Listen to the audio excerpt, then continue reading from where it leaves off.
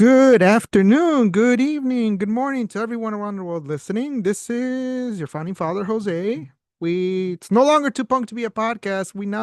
This is the rebranding show. This is the very first episode our brand new podcast called The Pods Are Against Us, aka the Against Us podcast, where, in the words of Kenny, we tackle on each and every topic one episode at a time. You guys already know who I am. I'm riding solo this time, so Kenny couldn't make it, but I hope to do him proud, and wherever he is, he's here in spirit. So, Kenny, huge shout out to you. Hope you're doing well, my friend. So today, I have a very special guest. He's a very good friend of mine. We go back a long time now, back when I was working at a little company called Half Price Books as a bookseller. My good friend from Buffalo Grove, my fellow Midwesterner, Christian Ocampo. How are you, my friend?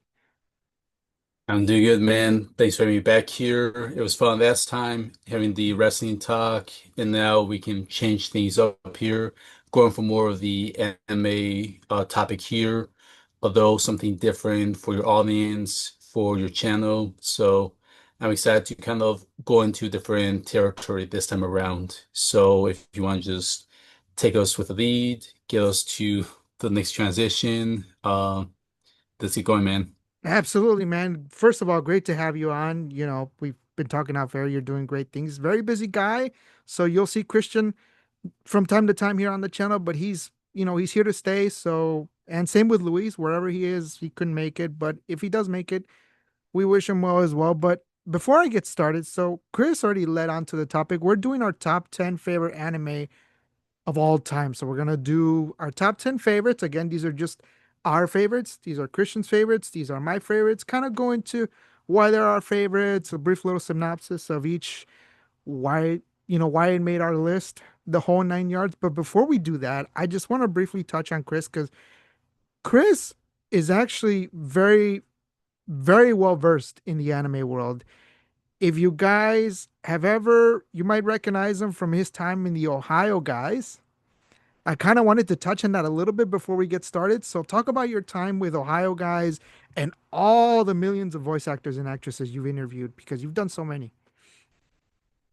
Yeah, so to give people a quick history lesson, I've been on YouTube since 2014. I was around the Ohio guy since 2013. When I fully got committed to anime, which is around like October, November of 2011. So after I graduated from high school, went into college, community college to be more exact. I decided to, on my free time, check out anime because I got to the point where I was really kind of fading away from WWE pro wrestling. So I took a long break on that. Right. Uh, I was still with the video games to point. I was only playing Skyrim by that point. So I was like, okay, let me take a look at this. And it was a different world, different experience. Now I did kind of find like English dubs because I was more in tune listening to English since I'm more quick to pick that up. Right. Yes, if it was a show that was in Japanese, yeah, I read the dubs. I would have to like, read the subtitles, but sometimes I would like miss the context of what's being said or what's being done on the show. So I started like being more on dubs, English dubs. So when I started like recognizing voices, recognizing like the actors, actresses behind the voices of these anime characters, I got curious. So I went on the YouTube rabbit hole, tried finding interviews, tried finding stuff about them to hear about their experience in the shows. Found some interesting ones, and sometimes there were actors that I couldn't find, or if I was lucky, find maybe like one or two. Then I did find the Ohio guys later on in 2013 and Anime Central, where I first met them. So we started talking, found a common ground, just our views in anime, voiceover, dub. So for years in contact with them until finally I became a full member after a year. Once he got to know me, got to see how I was when I interact with them and mentioned. So yeah, my first ever interview was with DC Douglas. He is the voice of Albert Wesker in Resident Evil Yes. 5. So it was good to have him because he kind of knew the group from his peers and understood what we're doing. And he kind of was very patient with me, Right, was able to bounce with me, knowing that I was new and that we tried to watch as much of his product as we did. So he appreciated that. So not just voiceover stuff, but like even like these are those short live on camera work he's done. right, One was like called Duck Duck Goose. He also helped direct that one, so that was something that was deep for his heart. So it's just that kind of stuff when you talk about certain projects that they worked on that people don't really ask or know about, but you see in their expression, you see the excitement, and you can hear in the voice that means a lot to them. So just wrote with them, did whatever I could with voice over interviews. Met some different people, especially in 2015 was kind of a big leap. Just to give you kind of more of a story, Jose you might remember this vaguely. Moved down to Texas for like just a week, stay with a yeah. friend, did some interviews there. Cal Jones, one of the big names, ADR director. That was when he was getting his name more known because he had directed Parasite, The Maxim, and Yeah. Akame Got Killed, which hit Toonami in 2015. Yes. So I was happy to have him talk about that. I had Molly Searcy as well, the voice of Kame from Akame Got Killed, and had one more person that was there. I'm thinking his name. It was Cody. He was the voice of Tatsumi from Akame Got Killed, the main Makami character. got killed. Yeah, Tatami. Yeah. So it was great to have him. Corey Hartzog, I remember they have his Yeah, name. So absolutely. they have three of them together for one interview because they don't get to really interact together outside of the studio. So it was good to have them there. Yeah. Then I went to Los Angeles, stayed with my cousin, did some other interviews there, like people that were kind of rising. Like one big one was Erica Hardacker. She's known for Seven Deadly Sins by that Yeah. point when they came out. Uh, All No Zero was another big one that was coming out. Yeah, and she's everywhere now, especially Anne in Persona 5. But that was Oh my before it came God. out. Like this was Yeah. like months before it hit the shelves. So just one example, Ax Von David, another great director in Bang Zoom. Got to meet that gentleman. He just talks like he will tell you stories of everything, and he Oh yeah. remembers everything. Oh yeah. So it's another name to throw out there. Then like some other personal favorites. JB Blanc, if everyone knows him. Yep. Uh, he was in Monster. One of the bad guys or villains in there. Yes. uh Helsing, Helsing. Oh, Ultimates. Yeah, just oh, to give you guys a name. so good. And then though old school met Vas Claypool, who ran Magnitude 8, all the old school Bandai stuff. We did it in his studio, and what was sad is it would be tore down a few months later. So I was kind of the last people in the YouTube world to have interviewed Vas and also in Magnitude 8 before it got tore down. That's So amazing. yeah. That's So amazing. And again, I wanted to Chris to be on here because his knowledge and versatility in the anime world far exceeds mine. Of course, I'm a fan personally. I love anime. I've watched anime pretty much more than half my life, but Christian's been around the block for those of you who don't know. So I urge you guys to go watch those old school Ohio guys interviews that he's done. Chris is well versed in this. He doesn't need me to school him on anything. If anything, he schools me on stuff sometimes. But I think it's amazing the experiences you've seen because again, there's a lot of anime fans in the world, so this stuff will catch their attention for sure. And speaking of 2015, what a great year for anime for sure. I remember when that like the whole lineup for that year, like during the spring and the summertime especially, was just insane. Akami got killed, just to name a few shows. You've already mentioned them. I mean, Helsing and Helsing Ultimate. We'll get into those later on, maybe. But Man, any other things you wanted to plug in, Chris, before we get started? Yeah. So just to kind of finish up on that story, so I was able to kind of network more. People knew my name. So I was good at this. I got to just contact certain actors. Like we just met like around like the area. So we just met like either by a mall or just at a shopping area like a plaza. So it was just good having that one-on-one interaction. Didn't have Absolutely. to worry about trying to catch me at a convention. So it was good just having kind of that moment of just trying to connect with them, hearing me out.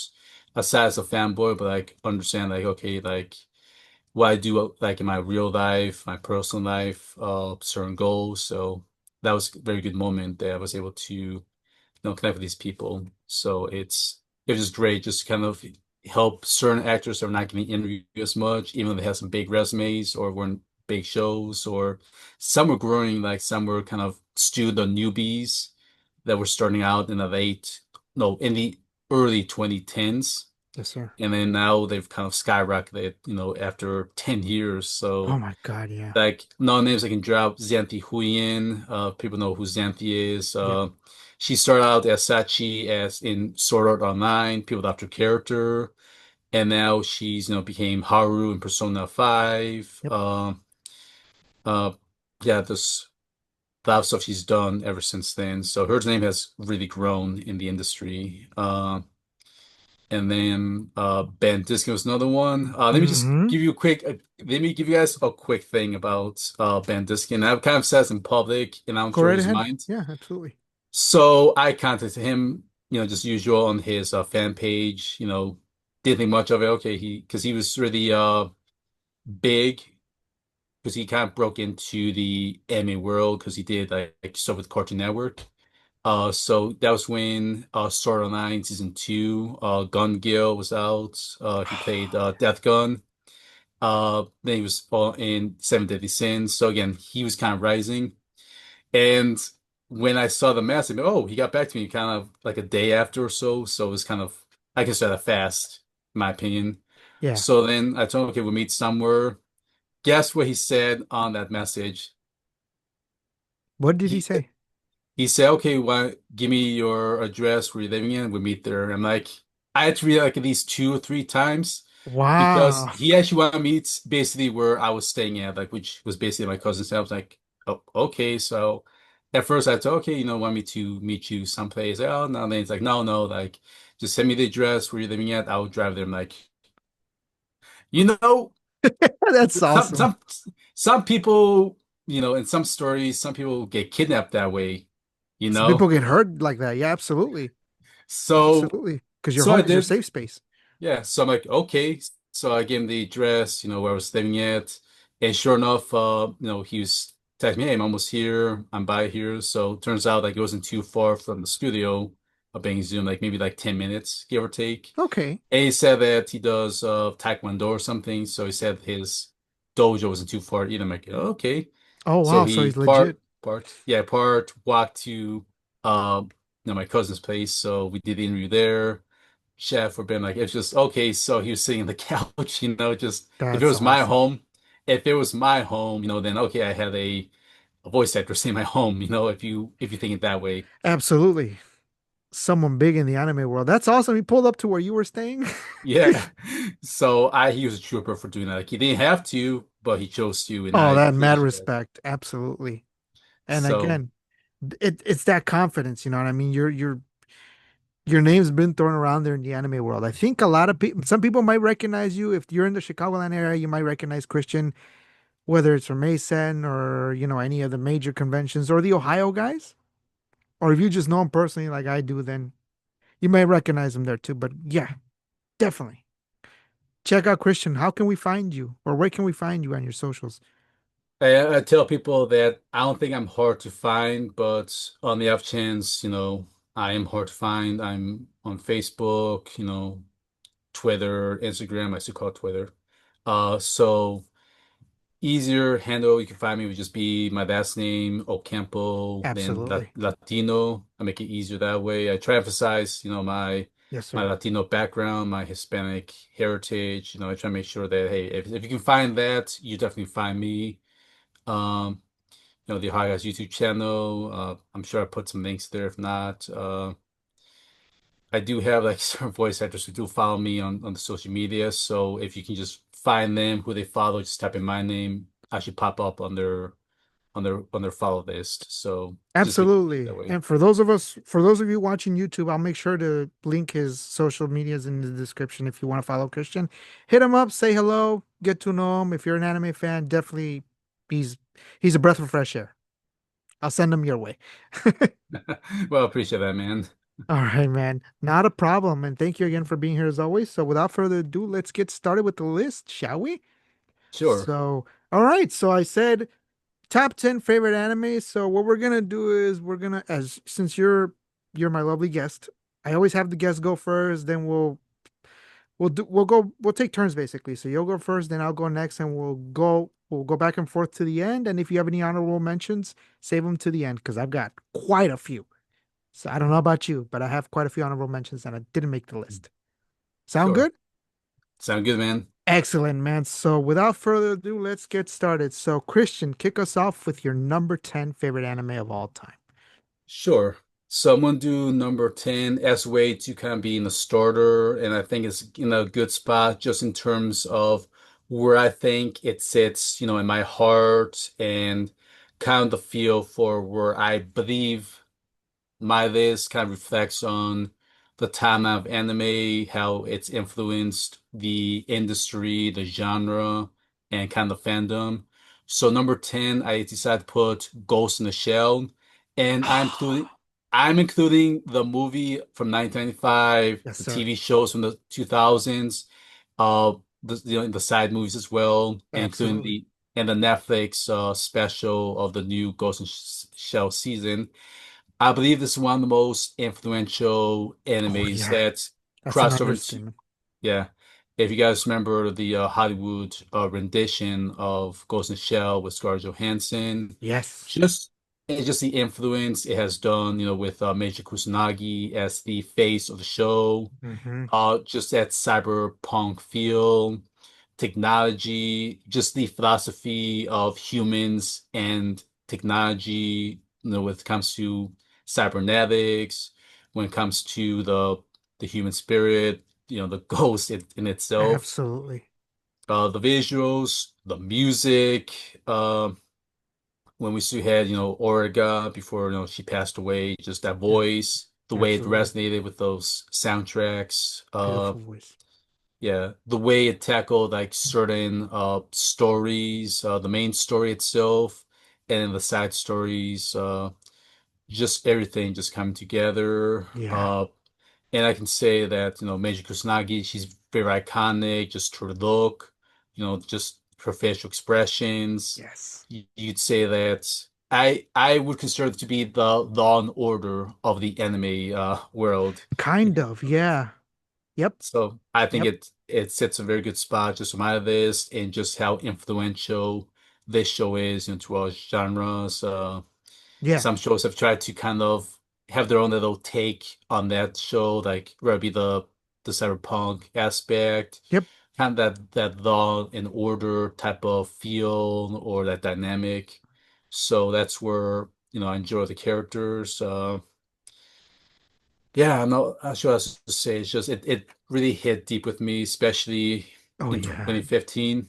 Yeah. Because I remember watching in 2000s, but because I was younger, I wasn't mature enough until like I got into my 20s, where once I finally sat down and watched each episode one by one, Yeah. just the way like certain stories hit me, it's like wow, like this is deep stuff. Just it's obviously like emotional, just especially when we get to like more of the revolutionary aspects of it, kind of how you can talk about just a class war, kind of society versus government, humans, versus cyborgs, just all these different conflicts together. Yeah. Um, yeah, then aside from Meiji Kusanagi, all the other characters serve the purpose. We're talking about Bato, Bato. Togusa, uh, then uh, Daisuke, the chief himself. Daisuke, yeah. Yeah, just everyone just played. Vital Parts. And again, just going back to Magnitude 8, that's where it was recorded. That's Claypool told me Yes. that when they did Ghost in Shell, they had a booth. He called it the refrigerator. So Yeah, I just heard about was, that. yeah, The refrigerator. yeah, Yeah, man. I it wasn't on my list. I'm beating myself right now that you told me. Very influential. For people who are watching and don't know what cyberpunk is, it's basically think of AI before AI. Think of sci-fi. If you're into like Terminator, RoboCop, if you're into just really the interaction, like the relationship between humans and technology, go watch Ghost in the Shell. Start off with the original film because it was originally a film, if I remember correctly, right? Came out in 95. yes, I remember that movie. I saw it when I was really young. I had to be about a couple years after the fact, 97. And then there was a second one too, which went out of print for the longest time. I actually found the second movie at half price books, but after that, then that's when Standalone Complex came out, and that's one of the greatest shows ever made, period. The one you're talking about, Ghost in the Shell Standalone Complex, which is based off the original film. And the second one, if you want to be technical, but mostly the first film. Fantastic pick. Fantastic. It's still yeah, relevant today, like you said. yeah. It's they like you said they made the Netflix new Yes, they did. season. They expand more. Like there's more possibilities. To talk about like Yes. supercomputers. Humans just becoming fully taken over by these advanced technological Robots. yeah, like Yeah. I was just blown away. I know there were some dilemmas, like some conflicts to the Yes, sir. original, but I still appreciate Ghost in the Shell as a whole because it still tackles like certain things out there that could happen in the future that we Yeah. humans are still kind of combating because it's look at the AI was having right now, how much people are fighting on that when Yes, it comes sir. to like the arts, when it comes to like regular human labor. I think, that could be an episode itself, in a Ghost in the Oh, Shell. yeah, absolutely. And we'll touch more on that later on. So I am going to write that down now that you mentioned it. So humans and technology. So I'm writing that down as we speak. And that's going to be a topic between Christian and I in a future episode. So definitely hold your thoughts on that. We'll get into that much later for sure. If we have time in this Yeah. episode, we'll get into a little bit, but Oh yeah, there's so much to there's unwrap so there, much man. to unwrap. Absolutely. At least 30 years worth of stuff. We'll be here forever. But do you have any closing comments on Ghost in the Shell? Yeah, I do just for anime viewers, especially if they're new to it, watch it just to understand like what Ghost in Shell kind of did to pave the way in just getting it out in the US market, just the way Yes. it expanded its influence, how it's way been receptive, why this show in a way has been borrowed, like ideas were borrowed from this for other animes. So there, and then just look at the old art style from the 1995 movie to the Yes. 2000s episode. Just look at like how it was drawn back then compared to now. So you see a difference, but the story itself is rich and just full Yes. of different elements. So it sits in a special place in my heart, just considering Oh everything that's yeah. come out. So nothing singled out, just everything as a whole, a universe in itself, just so much to expand upon. So those are kind of my closing thoughts on Ghost in the Shell. Absolutely, man. Must watch. So I know Kenny's not well versed in the anime world, but if he's watching or anyone who wants to get into anime, definitely look up Ghost in the Shell. There's many different subgenres of anime to look into, but if you want to start with the cyberpunk, sci-fi, meta world of anime, Ghost in the Shell is a perfect place to start. Very recommended. How I forgot that is criminal, but it should have made my list. I'm gonna write that down for the honorable mention, so I'll mention that later. Alrighty. So my number 10, I cheated. Like a lot, like we usually do. So I've got two of my number 10 that have nothing to do with each other, but they're similar arts or similar camps. Not really. So the first one I want to tackle is Death Note. Oh man. Obviously,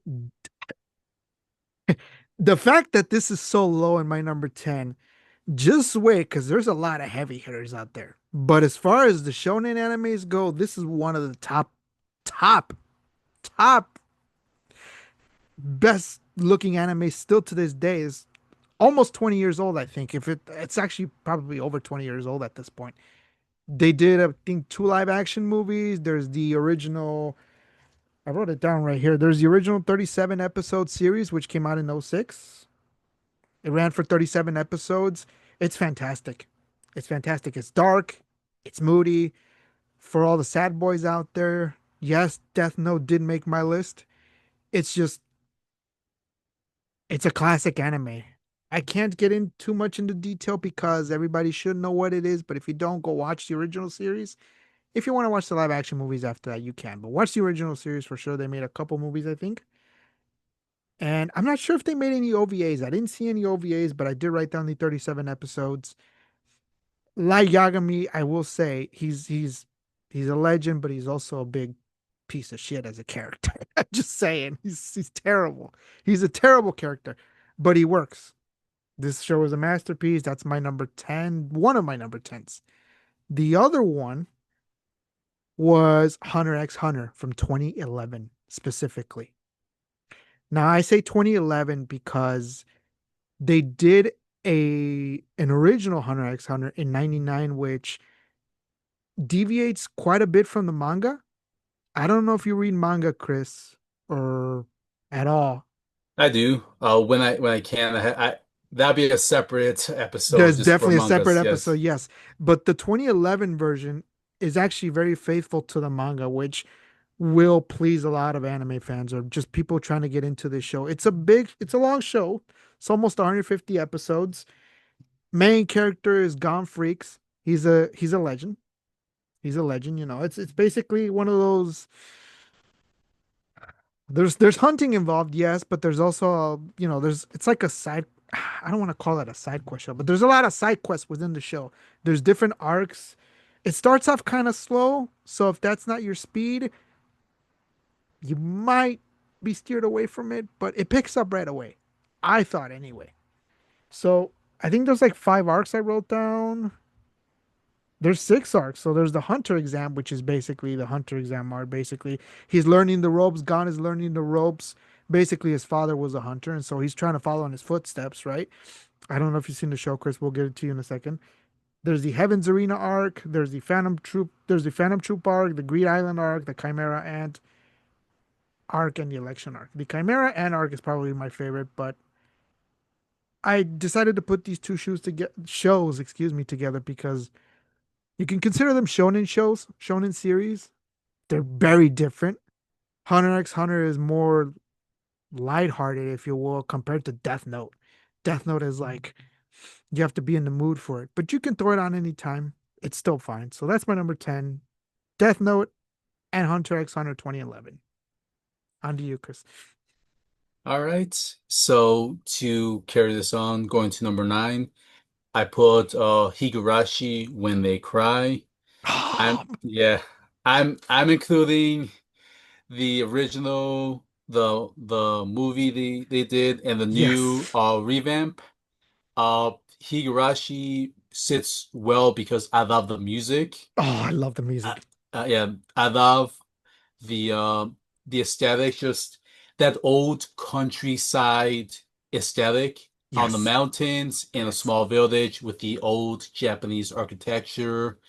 Then just that concept of, you have most of the characters are females, so you have the cute females, but underneath them is their demon side where Yep. they can get homicidal.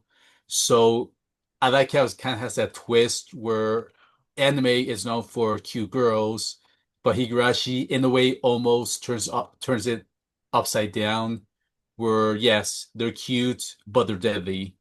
And Yes. for that show, I just love that, like that concept, the way God. they juggle the elements, and then just seeing like different deaths, like just every every few episodes, you see like Literally. always different story going on, different outcome. It's always a surprise, a shocker. Yep. and I just love how it's again, it's mostly about kids, but there's there's adults. It's just that these kids will get into like very adult ways of dying that you would not expect, Yep. and that's what kind of separates it. Like then it's got that I guess mystical, magical element to it.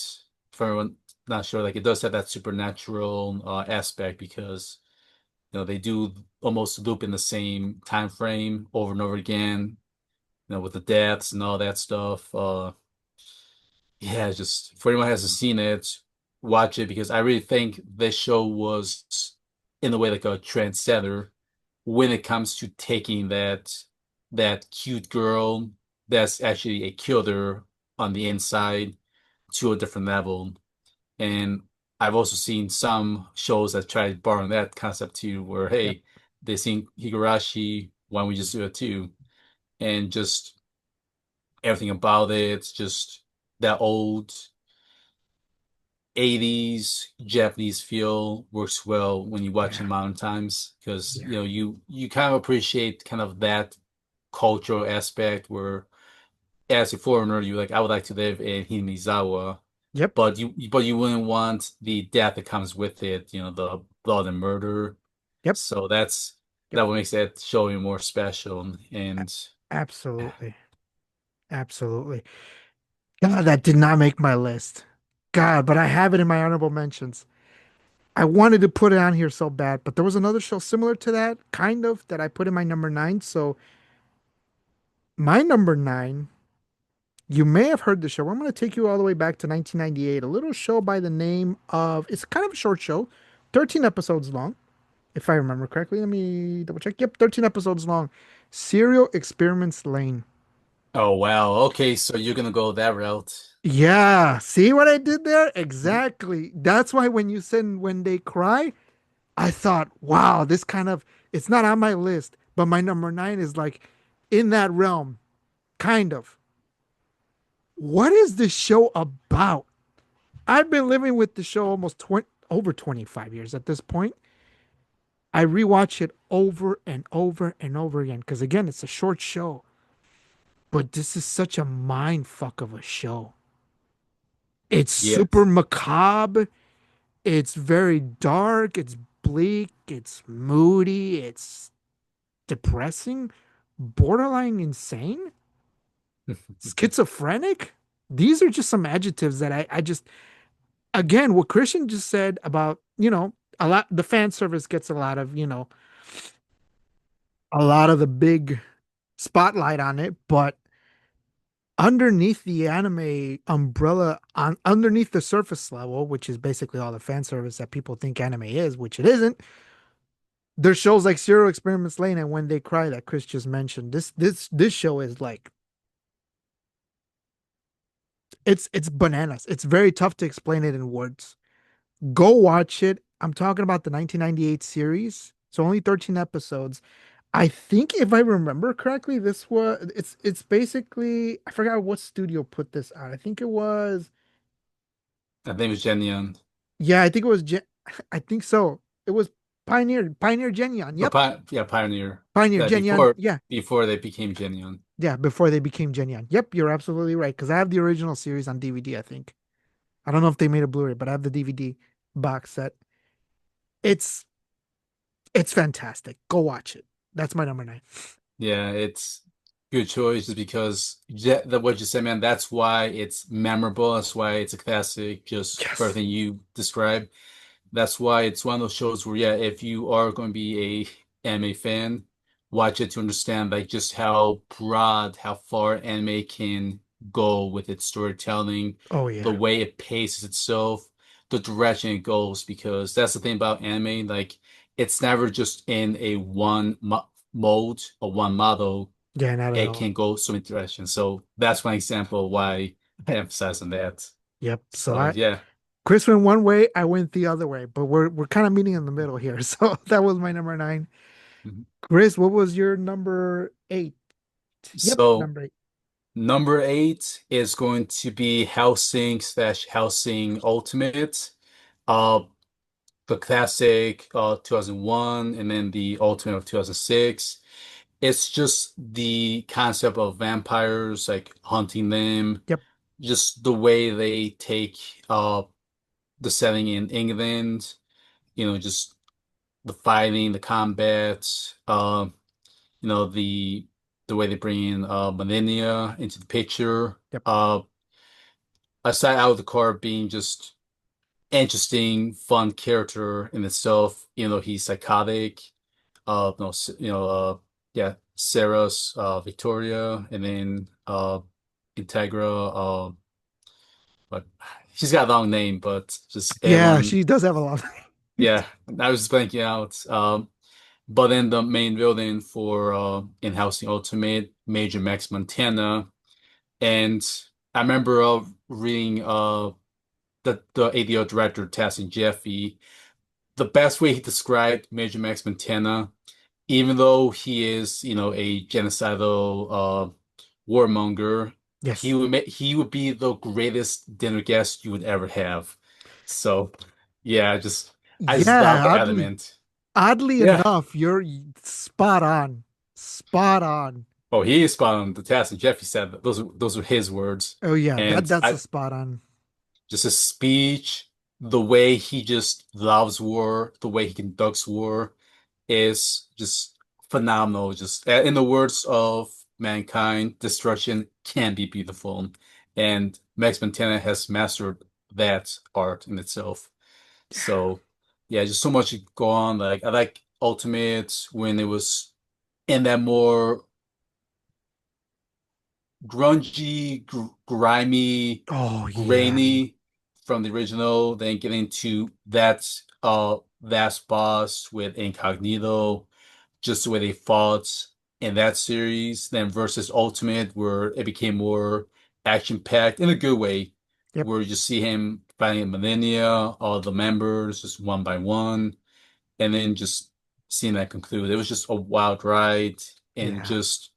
just how far it took us, just getting to these different these arcs, these just that concept on what we saw how the card go through, how he had had a weird relationship with everyone because again he is just homicidal, but he knows how to stay in check, Yep. just serving as the Yep. guard dog for the housing Yep. estate. So I just loved just how they took all that stuff and just gave us like a bloodbath. So that's Oh why my I God. appreciate Should have made my list, but it's not on my list. it's okay. Okay, I man, this is just love Helsing and Helsing Ultimate. Helsing Ultimate in particular, man. When that came out, that was just yeah, I it. fun story in that. Another reason why I enjoy it because I got to interview two characters or two actors in it. Oh, The fantastic. voice of Jan Valentine, because he Oh, does not get enough attention. Usually it was Patrick Seitz who played the other brother, the one yeah. with blonde hair, but people liked the other brother I because love this he character. the way he's just Yep. his his foul language, just his craziness. Yep. So that was Josh Phillips, great guy, met him. Uh, and he started learning Spanish not too long ago, so I appreciate him for, learning it because, Oh, wow, I that's speak interesting. Spanish. So Great do I. gentleman. Yeah, great gentleman. Then Victoria Harwood, who did the voice of Integra. I forgot Uh, she was in that show. Wow. yeah, Victoria Hardwood. yeah. Wow. Yeah, that show's incredible, man. Yeah, she's great. She doesn't do much voice work. Oh, really? No joke, guys, and I can say this because we had like our own conversation. After Genium went out of business, she thought the entire anime business went under as well. So like, oh no, like it's still going on. There's other studios. There's other It's studios, yeah. yeah, Aniplex, there's, I mean, Bang Zoom. Kyoto. Yep, Yep, there's a lot of them. But studios. Genyon, Yeah, I grew up with Pioneer and Genyon, so I get what she's saying. Probably because she grew up with it. You did too, I assume. Because Pioneer and yeah. Just Genyon has, oh my God, their lineup is crazy. Up there mhm. with Bandai, who Bandai back then was just, oh my God. Yeah. More on that later.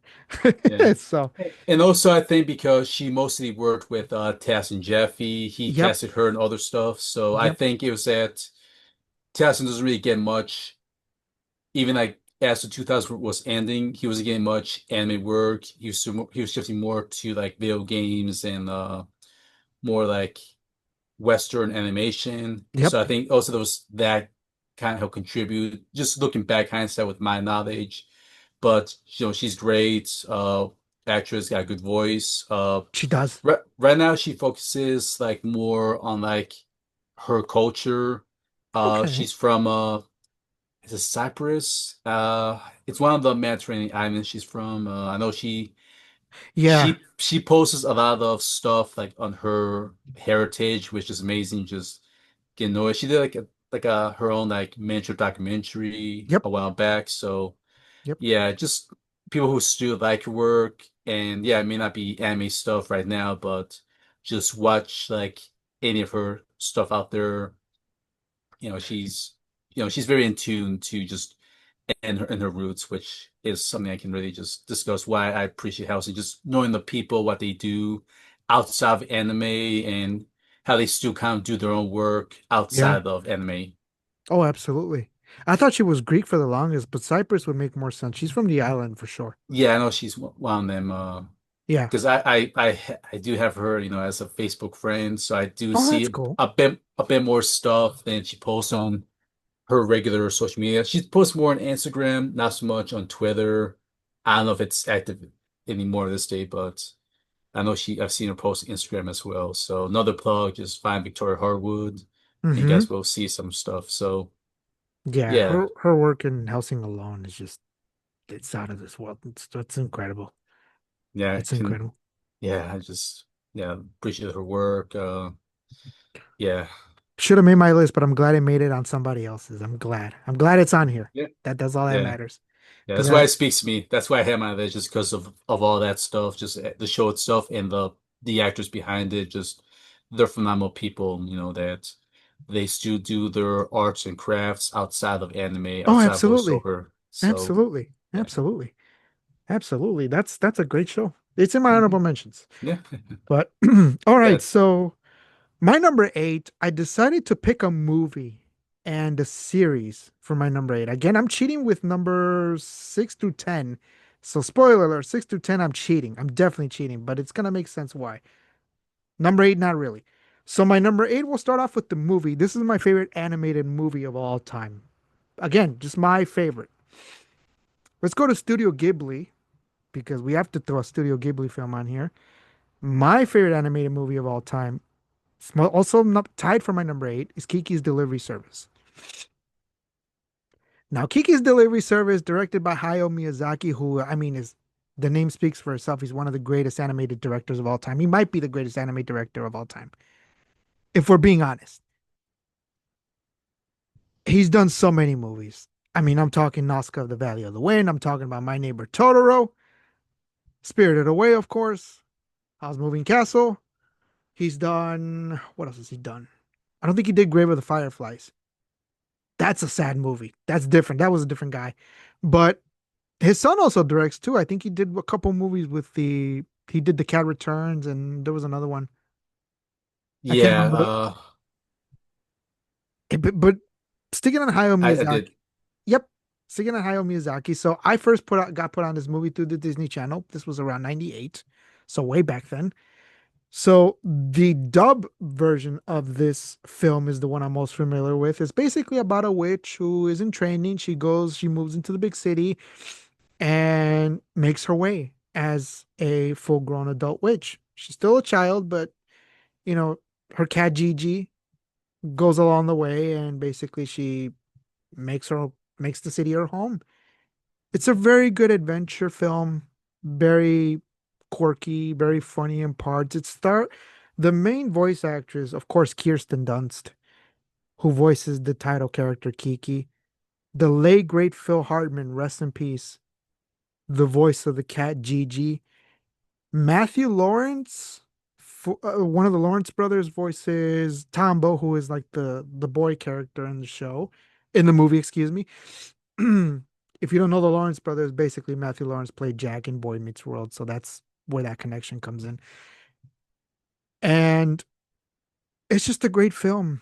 I can watch, I can sit and watch this film any time of day. It's fantastic. It's a little sad as well. You know, it's basically about a little girl who gains independence. She, you know, I guess her mom was a witch and she paves her own way. And again, I think she moves to Tokyo if I remember correctly. And then she just, you know, she encounters different people along the way. It's a fantastic film.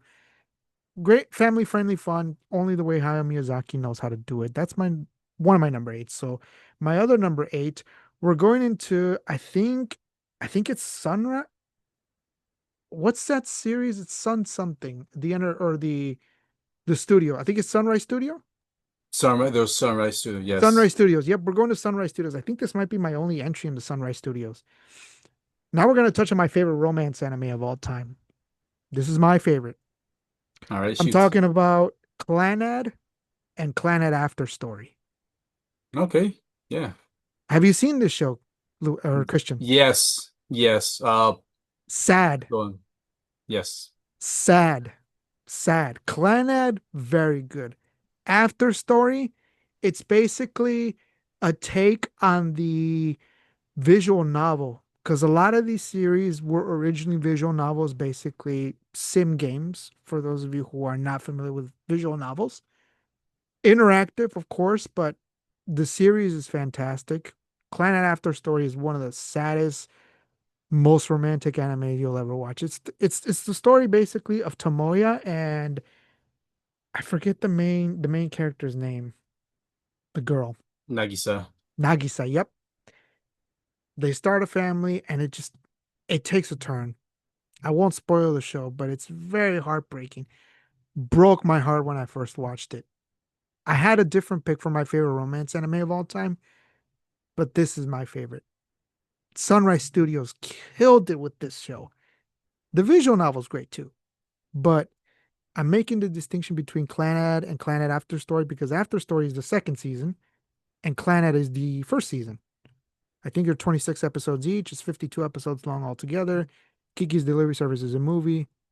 Those two are my number eight. They have nothing to do with each other. I just put them together because I couldn't pick between one or the other. So that's why they're my number eight. That's all I got. All right, man. Uh, so for my next one, for Number seven. yeah, number seven, this one is going to be Baki, and I'm including Baki the Grappler, Baki, Son of Ogre, all of it. So just a little story on Baki. It kind of helped me understand the human body in terms of martial arts, health, combat. So I try to implement certain things from for me, just trying to see if I can maybe train the way they do, not to be super bulky like Baki and the other Right. fighters, but just like the science to go behind when it comes to like a simple punch, a kick, just stuff what happens to the organs, and then just the philosophy behind fighting. I've tried to incorporate that into myself that way in case if I ever do get into a fight, I think about Baki. Okay, what can I do? You know, depending on my body type, who I'm Right. fighting. So it is very influential. Like the music, you know, it's got some good music here and there, but that's not the point of the show. It's just it's all martial arts. It's a very That good show. the tournaments, just the fighting. Like you see, like the dynamic with his father, who's known as the ogre. Yeah.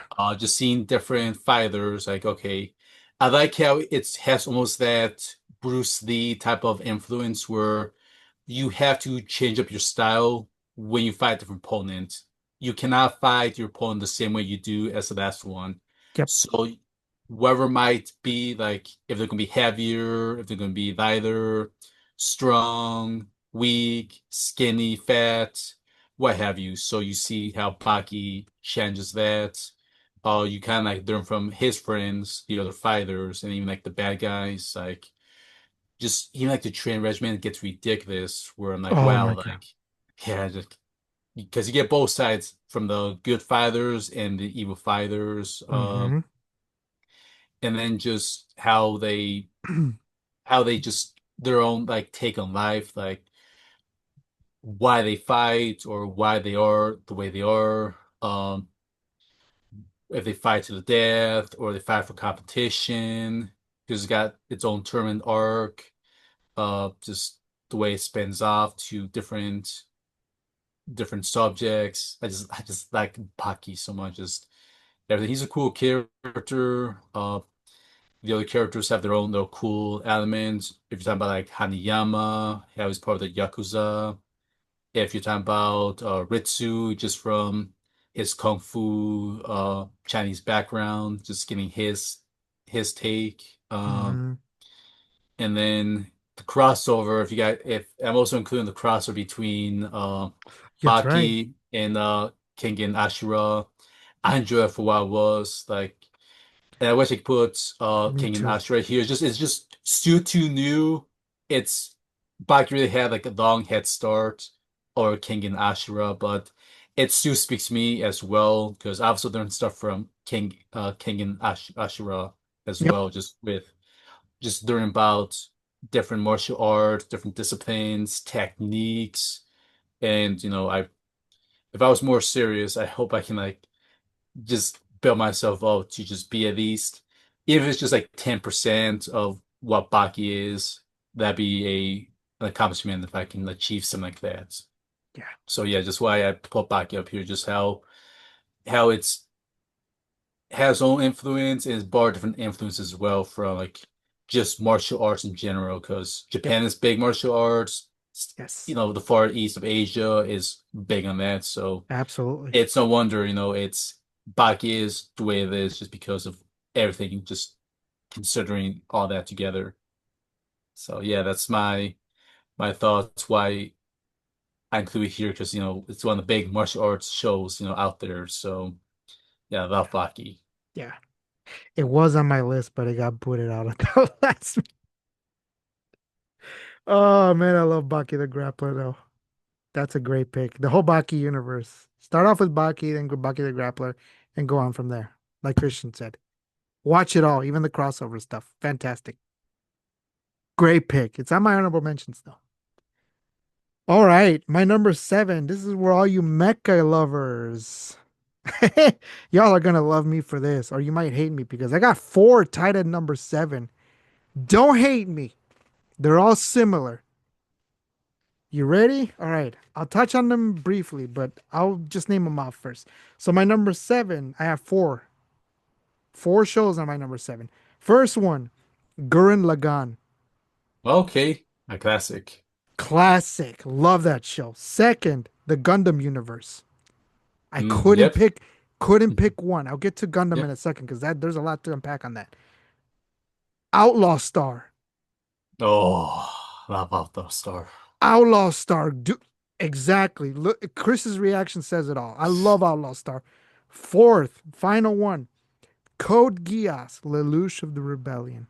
Oh man, that was a wild roller coaster. Man, listen, all four of these shows, what do they have in common? They're all mecha shows. Lots of action on these shows. So basically, what is mecha? Because Kenny's like, what the fuck does that mean? Mechanical robots, action, adventure, stories, a lot of stories within these animes. It's not just robots kicking the shit out of each other or just robots for the sake of having robots. It's different from Ghost in the Shell. But Gurren Lagann, masterpiece. Masterpiece. Honestly speaking, of these four, Gurren Lagann is my favorite. But all four of these shows are great. They're all mecha shows. They all have great stories. Gundam is a big world. But if you want me to narrow it down to five shows, it's going to be Zeta Gundam.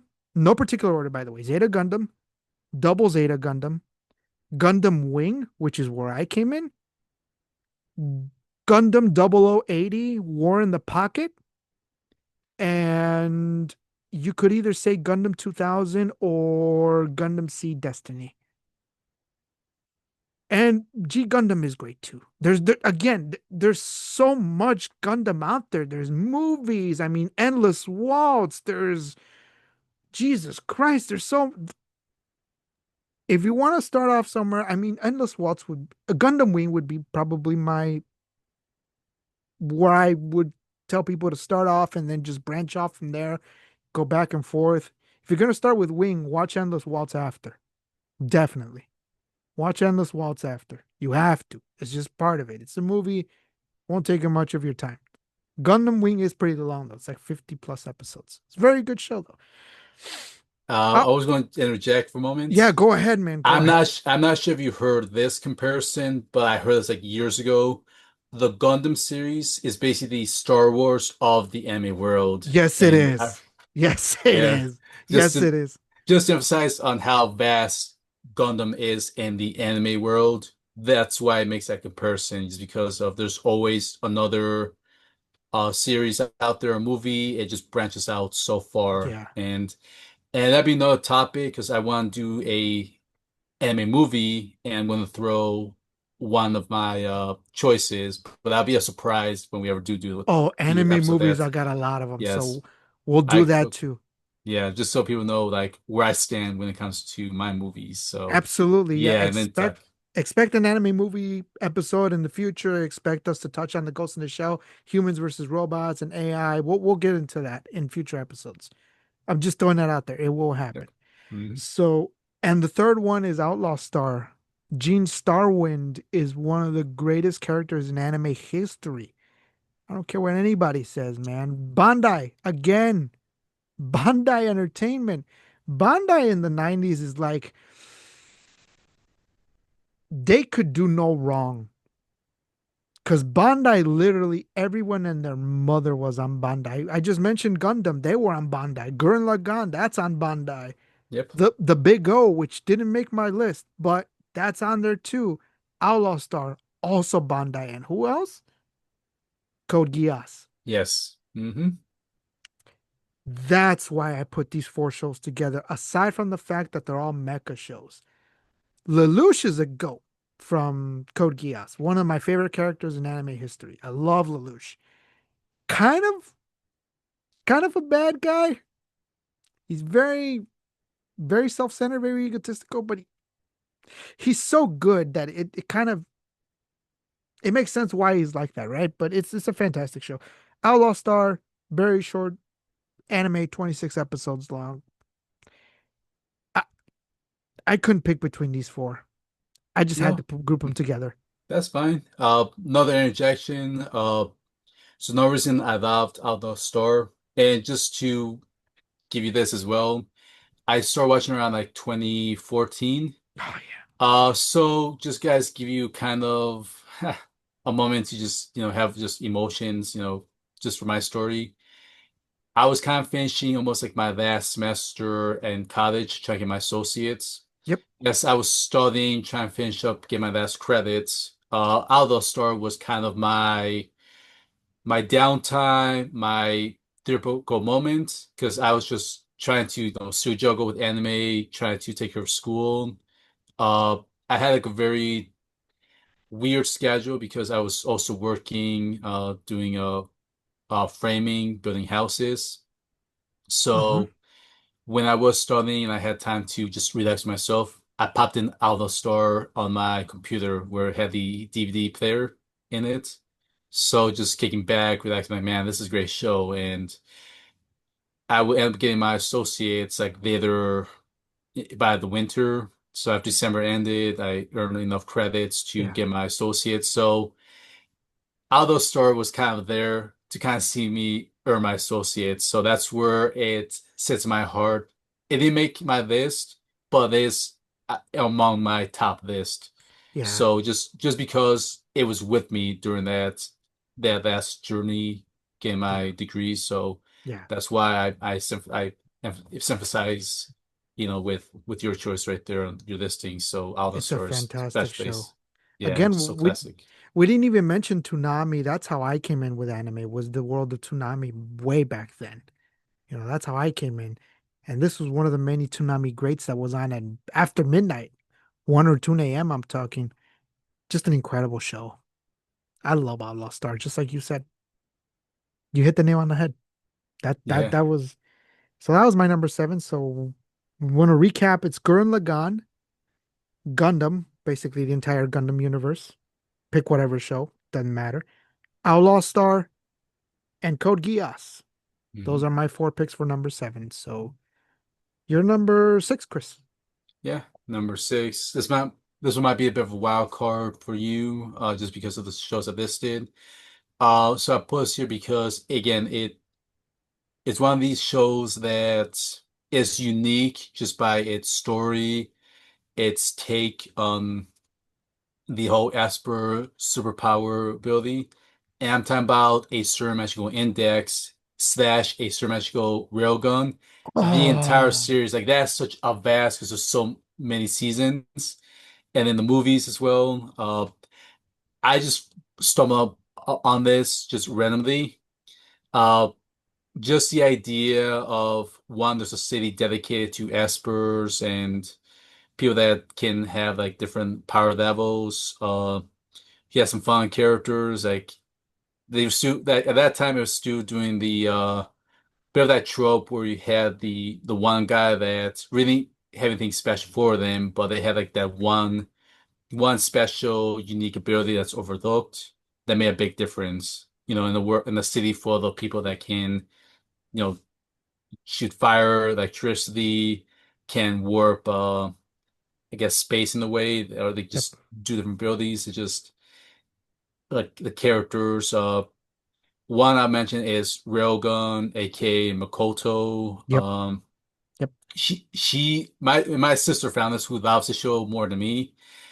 She was keeping up with like the favorite characters. Makoto was winning like 3 or 4 years in a row in Yes. Japan, Hmm. so it was that favorite. But not because I liked it because it's popular, it's because I was drawn just how Toma, how the main character, how he didn't really have any abilities, just his one special Yep, arm that he can nullify all yep, abilities. yep. How he was able to just defeat different villains, different characters. The guy who's supposed to be the underdog, the dark horse, the one people would not think twice about, he somehow will just rise above all them.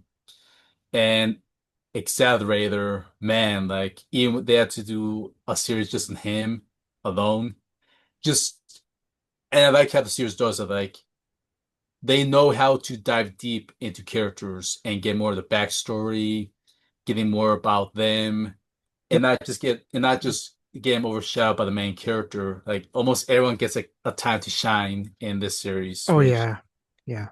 which I was like, yeah. And then also I'll say this, like that city they live in, even though it's dangerous because of the Aspers and all these secret societies.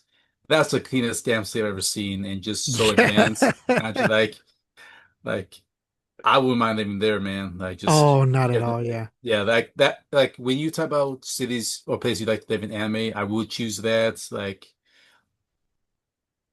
aside from again the explosions and the crazy characters, like I think the Yeah. city itself is just kind of outweigh that. And like it just seems like you can just chill, relax, study, go to school. If you do have work, okay, you can still get through life that way. So Oh yeah. yeah, that's why I love the show, just for everything about it. It's just fun adventure, Yep. just everything Oh about it, yeah. man. Like and just again, there's a lot. Like I've also count on like just the length of its seasons, episodes, because Yes. you still feel fulfilled once you get through everything, and then you would kind of it does have a rewatch ability on it. Yeah, a lot So, of these shows do, but especially that one. It's a very satisfying watch. hmm Yep. yeah, I love the show. So yeah, that's where I put this show in. Chris is very lucky that he's been to Japan. I've been vocal about this on the show that Japan is the number one country I want to visit. I've been throughout Europe because I'm from Spain. I was born in Spain, so I've been throughout Europe. It's fun, but Japan is definitely the one country I want to go so bad. I have to before I die. I have to. I have to. That's my number one destination. But Chris is lucky that he's been there. He said good things. I'm sure there's great things to talk about. It's just the We fact that should it's clean, right? we yeah, and we should maybe, man, like do like a guys trip, like you and me, whoever wants to tag along because I already kind of know that they out. Like I still have memorized the subway trains, man. Oh, Like that's fantastic. yeah, like and I can kind of retrace my steps. Like if I get off Narita Airport, just take the train into Tokyo, get off at one of the stations, take the subway to the destination to our hotel. Oh, Ginza, that's the awesome. Ginza Bay hotels is a great Yeah. spot. Yeah, I Or want go to go. Shibuya. Yeah, I will help you, man. Like if I can set some time, save up a bit more, we should like Yeah, I consider gotta like save up too, because Japan's where I want to go so bad for sure. I have to before I yeah, die at some point. yeah, But that was a great pick. That wasn't on my list, but I've thought about it, but didn't forgot to write it down. That was my thing. yeah. I enjoy it because this one's a little bit more unique because like it does have, a lot of cute girls. There's a lot of females. Like I even told some of the voice Yes, actresses, yes, there are a few within that their voices, because I remember watching a commentary on the DVD. Jerry Jewell was the one that directed it. yes. He was when he took over from Zach Bolton. He was told by I forgot who it was, like someone told him, okay, get 20 girls to be in a show, and then after you're done, get another 20 after that. Good It's on like, God 20. damn it. Yeah, so he had to dip really far. Like he brought so many female actresses, like some this was even this was their first animes he done because there were so many female characters, so they couldn't keep using the same actresses. So okay, give a newbie a chance, get their acting chops here.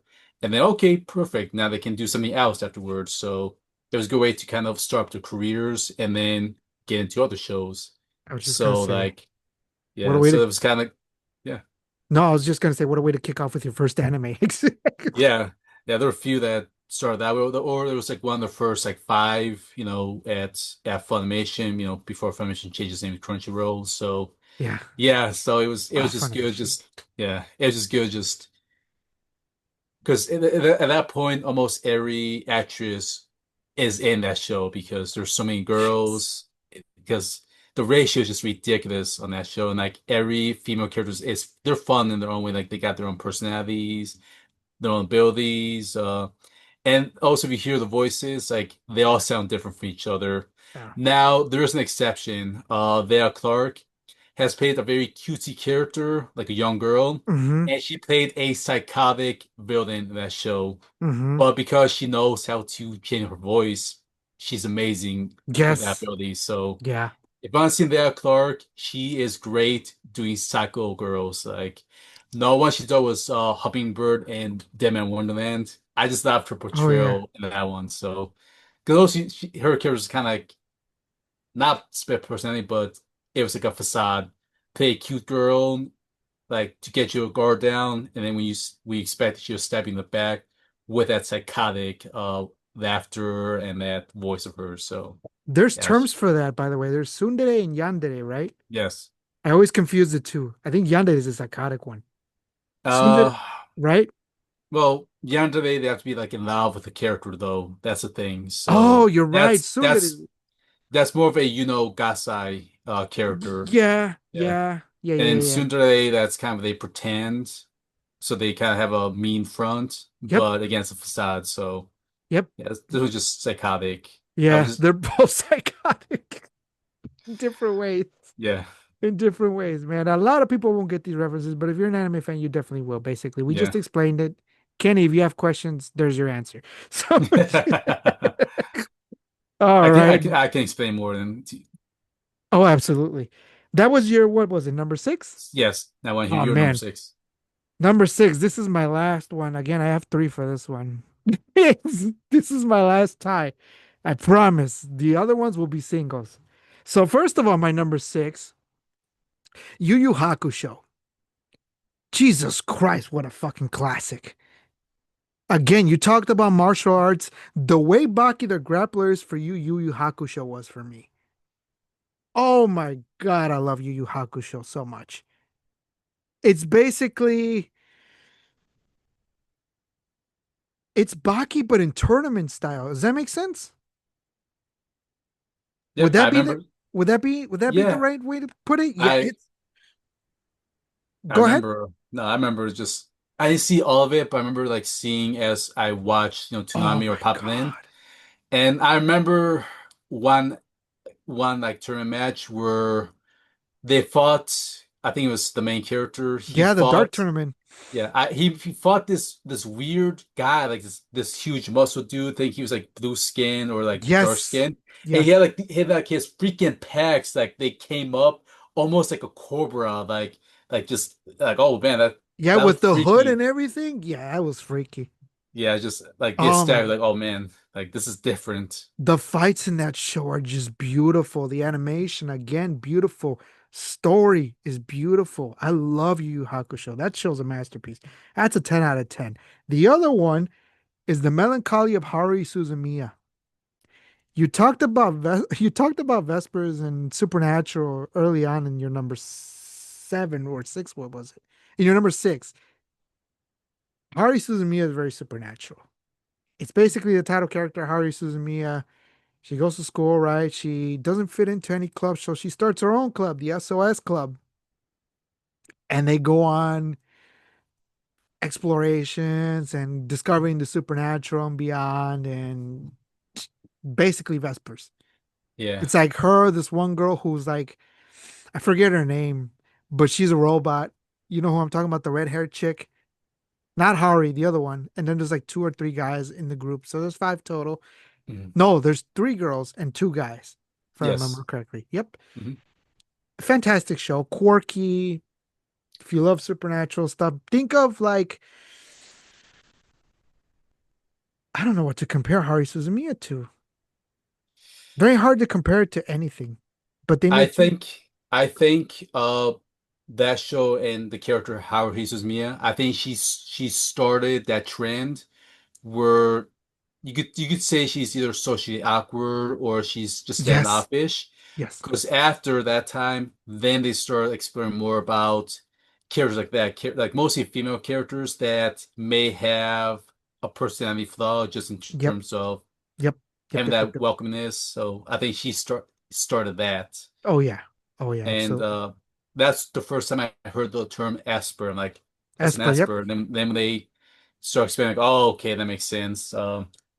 Cool yep, concept. And I will put on my list Two Men, but season two is yeah, what ding yeah, points. That's why I didn't put top because yeah. when I put things together, I'm also grading them together.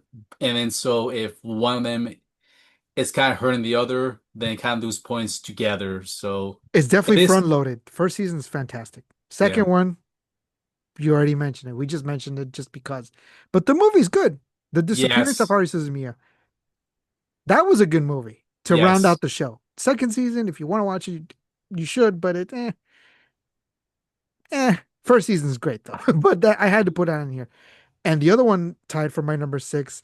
For me, this is the greatest OVA series of all time. I don't know if this is gonna make your list, but it had to make my list because I remember watching this on Toonami. It's 6 episodes long. I'm talking about the one, the only FLCL, aka Fully Cooley. Wow. Fully Cooley is amazing, man. Again, just a little simpy. The main character is a chick. She's a bit of a simp, but it's funny. The music in this and in this OVA, if you want to count it as an OVA series, music is fantastic. The adventure sequences in the show are great. It's only 6 episodes, but it's there's so much to unwrap. You just have to watch it. But the music in the background just makes the show. Without the music, it's still a good show, but I think it jumps to legendary status because the music is so great. And the story is fantastic. It's very fast paced, kind of, but it takes its time as well. I don't know how it does both. Yes, two things can be true, but this is the one example where FLCL is both things are true. It's fast paced, but it's also very steady. I think, anyway. 6 episodes, FLCL, Fully Cooley, had to make my list. Tied for number 6. Man, just quick close off. when it hit to Nine Man, like that was one of the shows that people talk about because of how different, how quirky it was. Yeah. Uh, the main character, just her very energetic personality. Very. Yeah. So I think it re really resonated with people positively just because of. I'm trying to remember too, man. Like I even like before like the early 2000s, you didn't have that many characters that were both energetic, Yep. but in a way kind of friendly. Yep. If I know we got some in the 90s, but if they're energetic, it was more mean-spirited, and sometimes it was more cluelessness. But yeah, if you know what I mean, like Yeah. Yeah. so then I think she was like perfect balance. Like okay, so now we can you can still have good and like energy, but still have a fun person that people will gravitate to. So Absolutely. I think that's what helped the show even better just by that combination. Absolutely. You could almost call it a slice of life, even though it's not really the traditional slice of life because it's so short, but it just it comes and goes, but you have fun along the way, like you Hey, said. Slice of Life, they were comfortable in their little home, like Yes. for the family. Like they made it seem cozy. I know even though they got their weird times, is that the music helped kind of give you that feeling, like and that standard Yep. Japanese homebodiness, Yep. just small, simple, uh, like and then when they zoom out the home, you see the sunset, you see the river, Yep. the mountains, Yep. and then the what do you call it? The wires, like the what do you call it, man? I don't know what they call it even in English. The lake, river. The wires, like just the electricity, like even the way, Oh, the like current, the electrical current. yeah, like Yeah. just even like that was soothing too. I don't Yeah. know. When I see in animes or see in Japan, there's something soothing about that too, man. Just seeing the Yes. I don't know what it is, Yes. but there's something about that makes it even more like helps make it homebody as well. Yep. The So landscape, just the atmosphere, because it's a very mm, atmospheric show, but it's very home feeling. It's something about something comfortable, right? It yes. makes you feel warm inside. That's it had to make my list. So that was my Mhm. number six. Yu Yu Hakusho, Melancholy of Haruhi Suzumiya, and FLCL, aka Fully Cooley, for those of you who don't know. So Mhm. that rounds out our 6 through 10. So now we're getting into the top five. And now this is where it starts to get very good, at least on my end. So we'll see where Chris goes with his top five. So, Chris, I'm going to have you kick us off with your top five, with your number five. Your Yes. So number five, this might come to Shackle for you or to the viewers because this one's going to be a very unique show, and I'll explain why. To review its name, created by Naoki Urasawa, the anime monster. Ah, yeah, that's a good one. It's a good Now one. this one is very complex, both in its story Yes. and its home release and just its regular just viewing power because Yeah. this let me just knock out the viewing power because it was picked up by Viz in the United States, but only the first box that was released, which was like maybe like 14, 15 episodes or maybe 24 Mm-hmm. because there's 74 episodes, so they divide in four. Australia got all four of them, but only one in the United States, which is kind of bonkers. It's like why won't you release everything? Yeah. Why do that? And that's still in the 2000s where that was the standard Yeah. for all anime companies, like released by volumes. Now we just get complete collections, just one DVD, everything's there. Yeah. So that one box set will now print very quickly and they're hard to come by. I have mine, which is it's a treasure for me to keep. Oh, yeah. So yeah, if you have it, keep it because they go ridiculous bucks. Now the bright side is a few weeks ago, Discotech they picked up the rights for Monster and re-releasing it home DVD with a complete collection. So That's great. now we're going to get now for viewers out there, this will be your chance to watch it because it Absolutely. was yeah because didn't have any streaming service by any means. It was on Sci-Fi at one point, but again, Hmm. that was many moons ago. A long time ago. So yeah, so to get to the point of the story, it is very unique because one, it takes place in Germany, which not many animes take place in Germany unless you are a top name, like a Hayao Miyazaki, Yep. but that's movie concept, more fantasy based. Yep. Uh, but Naoki Urasawa is more famous internationally because he has won a lot of awards in Europe, more than Japan. But he does get awards in Japan, but like he's got tons in Europe. So Yep. just concept is monster. Like the monster is not so much that there's one monster, but it tackles the idea that anyone can be a monster. That even like the good character could be the monster because Yep. it's the concept of philosophy where the monster's inside of us and Yes. it's just a disguise. Yep. We all I have a like that, monster like inside. yeah. And Yep. that's why even like the main character Tenma, he's a doctor. He believes in saving lives, but he is conflicted with the idea of taking a life because Hmm. because he has regretted like trying to save lives and then lives he doesn't save, he gets blamed for that. So Yeah. it's just very strong just on the human element, just trying to combat those conflicting thoughts. Yep. Uh the main villain, Johann Liebert, just amazing character, like so complex, so detailed. His voice. I watched the dub one. Keith Silverstein did the voice of Johann Liebert, and you would not know him. That's him, especially if you've seen Hunter x Hunter, who I can played hear it. yeah, you can hear that. He's done like all the voices as well. Like Yep. he is very dynamic. Tenma plays by Liam O'Brien. He's got that iconic voice. You can still hear him, but he can also play different characters as well, even with that same voice. Yep. Uh, yeah, I just love it. And they've had like special guest characters. Victoria Harwood, as mentioned, she played one of the British married couple Hmm. visiting Germany. So you got to hear her inside of it. And if you guys remember Patrick Sides, who played one of the Valentine brothers, the one with the blonde hair who's super fast, played Wolfgang Okay. in Yeah. Monster. So again, another great actor who Yep. plays a variety of different characters because of his voice, his range.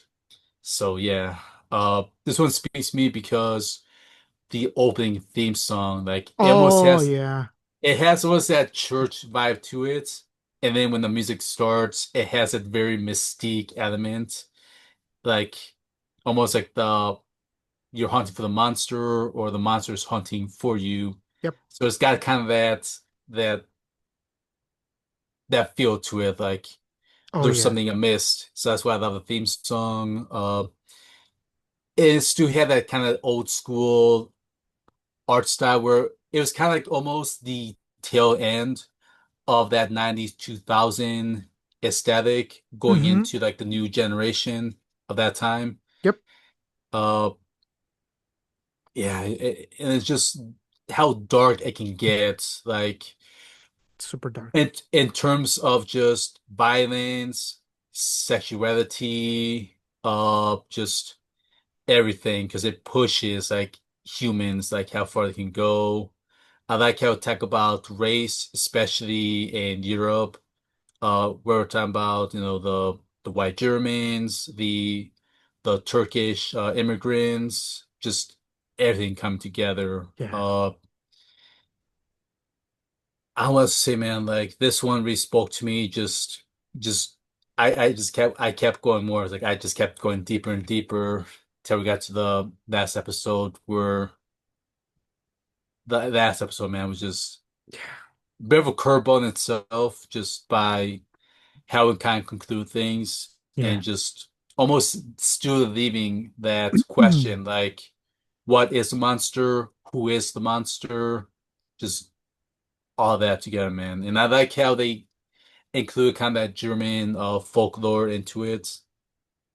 Again, because sometimes you forget this is anime, like just at times, just because it feels like, oh, this might be a European animation, but again, it's a Japanese anime at Yep. the end of the day. So it's just unique, just on how powerful its story is and its visuals are. Hmm. So yeah, man, I just love Monster for many reasons. Because I was skeptical at first as I heard about it. It's like, okay, I can't really get it. So I had to find other methods to get it. I'm like, wow, like I'm just blown away. Yeah. And It's a good show. and Didn't I make did my. get, yeah, I got to ask Keith Cersei in my interview, and he was happy to talk about Monster because I try to remember going back watching interviews with him. I don't think anyone really asked about Monster until I did. So Oh, that's yeah, awesome. So you got the yeah. first scoop on Monster. That's great.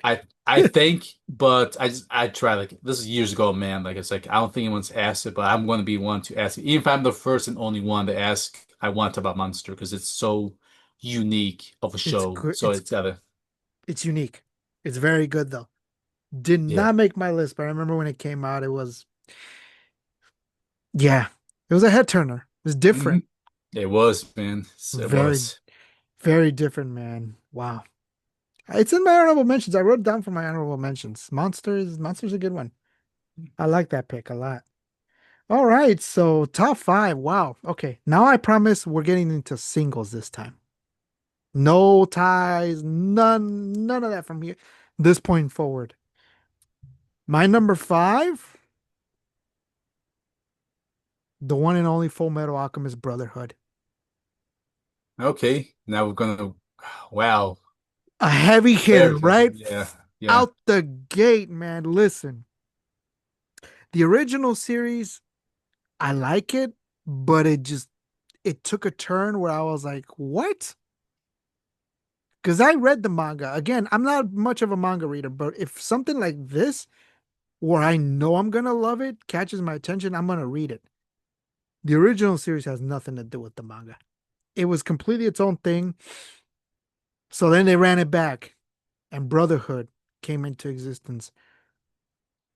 A lot of people consider this the greatest anime ever made. I won't argue that. To me, it's my number five. Perfection. Perfection. This is a perfect show.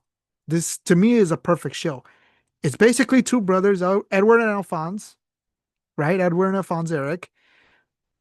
So they live in her native land. I guess their mother dies, and they try to revive her using alchemy, which is a big no-no. Which is a big no-no. So alchemy, I'll explain what that is according to this show. Basically, it doesn't work out, so they go after the Philosopher's Stone, and their bodies switch up or something happens, and they get into some shit along the way. But it's a great show, fantastic. So the alchemy is a big no-no because it's basically about the law of equal exchange. In other words, for every action, there's a reaction. That's the theme I got from this show with the alchemy aspect, because alchemy, obviously, it's in the name, Fullmetal Alchemist. That's a big thing in the show, but it's forbidden. So it's kind of like Murphy's Law, where anything bad that can happen will happen. But in this case, for every take, you give. yeah. Or, yeah, basically, for every action, there's a reaction. And that's kind of the underlying theme of the show. It's a perfect show. Just go watch it. If you haven't seen it by now, go watch it. If you want to watch the original series, be my guest, but just stick to Brotherhood. Watch Brotherhood. It's faithful to the manga. If you've read the manga, haven't watched Brotherhood, watch it. It's like 50, I wrote it down here. It's 64 episodes long, and it's got one OVA, which is 4 episodes long. Worth every minute. 2 seasons, I think, or like 5 volumes if you want to be technical. Amazing. That's my number five. Let me throw an interjection for this one. This one I did not watch the entire series. I've only seen like certain episodes. Now, this one kind of stung me in a certain way because it tackled the idea of death and reviving people from death. Yep. That's because when I first remember seeing like the first episode way back in the day, I was too young and there was not there wasn't any shows or anything I saw that tackled that concept. Yes. One, with death, and two, trying to revive someone from death, and three, trying to live life, w trying to move on from loved ones. Like that was still kind of like a hard thing for me to take in. I was probably like maybe 10 or something by that point.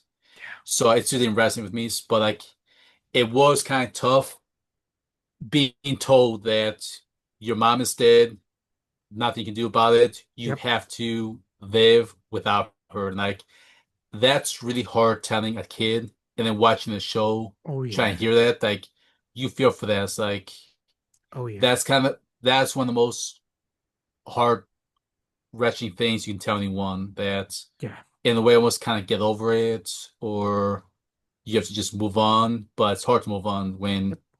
that's your mother, that's your parent, how can you see tomorrow without someone that you love that much? So that was kind of my stopping point. That was kind of it. And then just trying to see them how they have to like live life, trying to take life, like hunting animals and trying to accept, okay, death is part of life. Yep. It's got that kind of that weird mixed messaging that kind of really messes with the mind, Oh just yeah. trying to accept that. Like it's like it hurts, man. It hurts deep. But it's a So perfect that's why, show, man.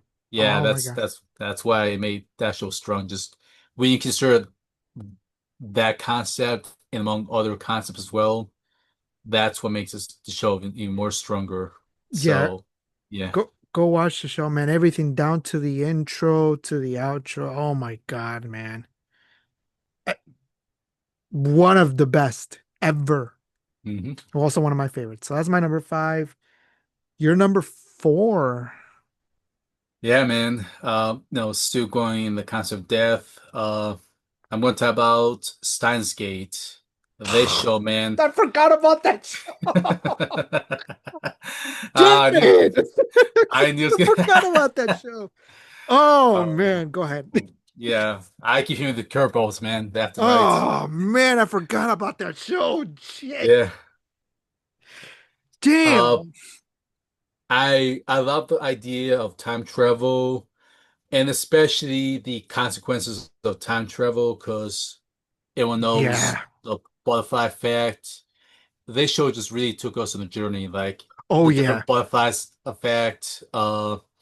I love the visual, the music, Animation's great. yeah, yeah. It's got that fluidity that meshes well with the Yes. time travel concept. Yep.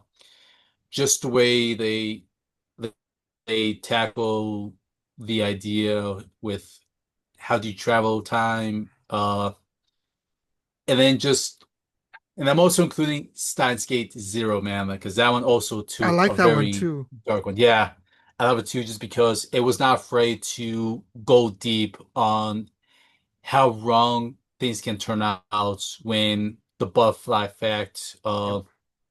goes full swing. Yep. Uh, and then just the idea of CERN, like the science behind them, like it's like you learn stuff too. Like they make science and like enjoyable. Like the science is never boring. Yep. It keeps you on the edge of your seat, man. Just how they explain things, Yep. the consequences. Like it sends shivers down your spine when talk about the Jetty effect. Like that too creeps me out, man. Just Yeah. and then the experiments in a way kind of going wrong, but beneficial in the wrong way. Then just seeing Akihabara, the way they utilize the surrounding, because you have like the characters they are into the anime world. They're into like the otaku culture, which Oh, yeah. it helps complement the show. So yeah, and then just kind of seeing like sad moments, like from characters' Ah, so perspectives, many. because everyone like had their own they had their own wish, like what if I can go back and change time? And then you see the ramifications, you see what happens when time has changed, where Yeah. it did more harm than good, Yep. where it was best to never tamper with time or traveling back in time. So, How the fuck did I forget that show, man? oh, it speaks volumes, man. Like another Dude. reason why, yeah, like I talk to Tyson Reinhardt whenever I can. He is the voice of Daru in Science Gate. Oh, He loves the man. show. Yeah, I like adore that show, man. That show rules. yeah, it's so different, man. Just the way like the Oh twists my, and turns. that show changed my life too. How did I forget that Yeah, show? I saw yeah, that when it came out because it was like, oh my God, what is this? yeah. It's basically the equivalent of Inception, the movie. It's basically that in anime. I It's think this one's better than Inception. it's a lot better than Inception. Yeah, Absolutely, it's way better. And Inception rules, but this show is just oh my God. Yeah, this is a 10. This is an yeah, easy 10 out of 10. And Steins Gate Zero, man, great. yeah. Great. The whole Both thing. great music for both the anime, even Oh the visual my novel. God, yes. Like Everything. it amplifies the tone of the show with its music, the singing. I'm not sure how they got it right, just with its musical Yeah. art. Uh, Brotherhood's a perfect show, but Steins Gate is flawless. There's nothing wrong with it. Zero. No plot holes in there. Just it's continuous story, the character development, the music, the intro, the outro, everything makes sense in that show. Oh my oh, it God. does. Beautiful show, man. Mad respect to you for including it. I feel so bad for forgetting, but it Yeah. should be on my list. Oh, I need to do better.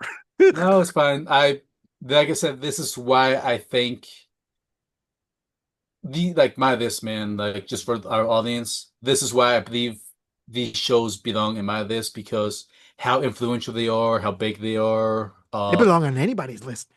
yeah, and then just how strong they resonate, man. Like Yes. I can't emphasize that. Like Steins Gate, just the I love it. storytelling, the way they try to make sure there's no plot holes, there's no mistakes, make sure everything's considered. There's And none. especially, There's yeah, none. it's just because it's all consequence based. It's like Oh this yeah. is what happens when you mess with time. This is you go borrow the borrow this from Full Metal Alchemist, for an action as a reaction. So you could Yeah. say apply it to time travel as well. I would put that on an anime Mount Rushmore. That's how good that show is. Yeah, with It's with Okape's funny face. oh my God. Yeah. Just his It's an his bad amazing temper. that show's amazing, man. That's a life-changing show. Yeah, I'm mad that I didn't put that. Oh man. Let me get to my number four before I get really mad. That's fine, man. All right, my number four from the developer from the same guys who made Cowboy Bebop. Spoiler alert, Cowboy Bebop is not on my list. It's a perfect show, but it's not on my list. I'm gonna go the comedy route on here. This might be my favorite comedy of anime of all time. My number four, and I gotta say, rest in peace, New Jabes, for making one of the most fire intros of all time. Samurai motherfucking Champloo is my number four. Wow. Samurais and hip hop music blended together. New Jabes, the late great, started lo-fi culture. This show, the reason lo-fi culture exists today is because of this show.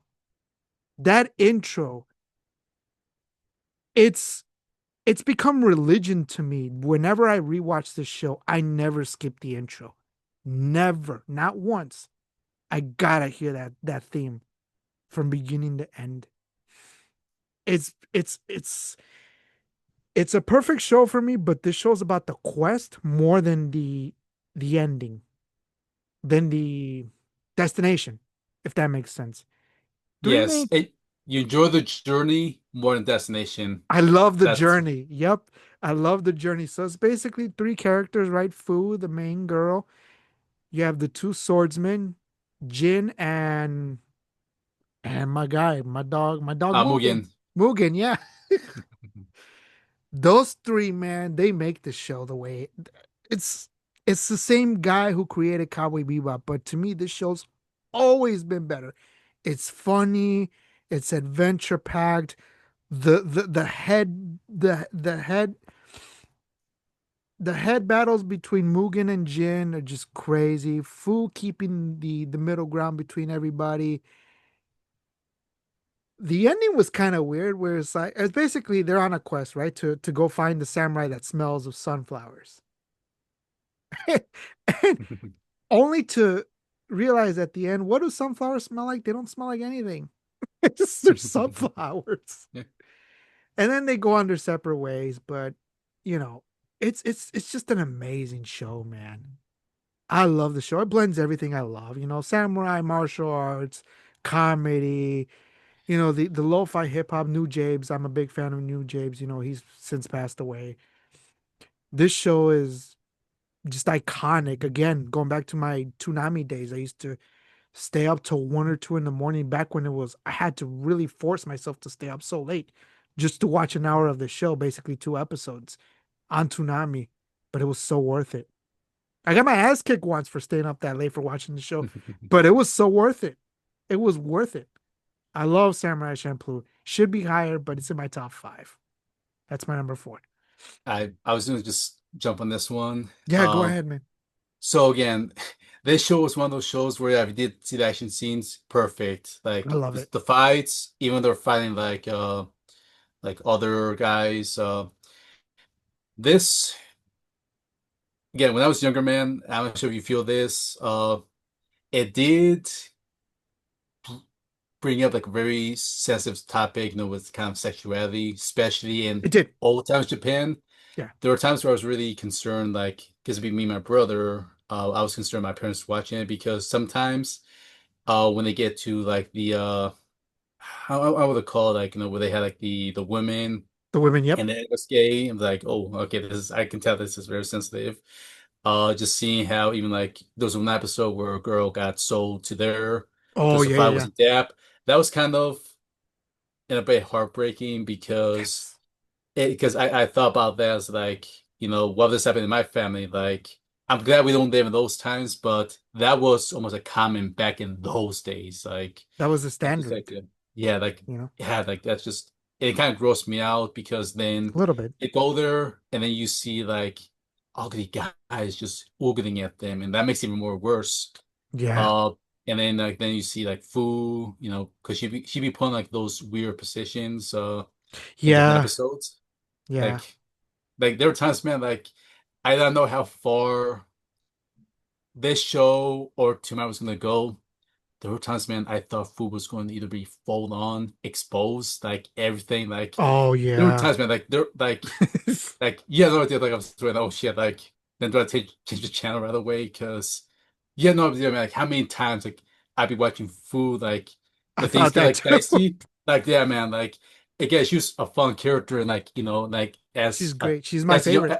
as a character, it's like you still like were kind of like thinking like at any moment if she loses her clothes, man, like Yeah. that'd be a great moment because she's a beautiful character.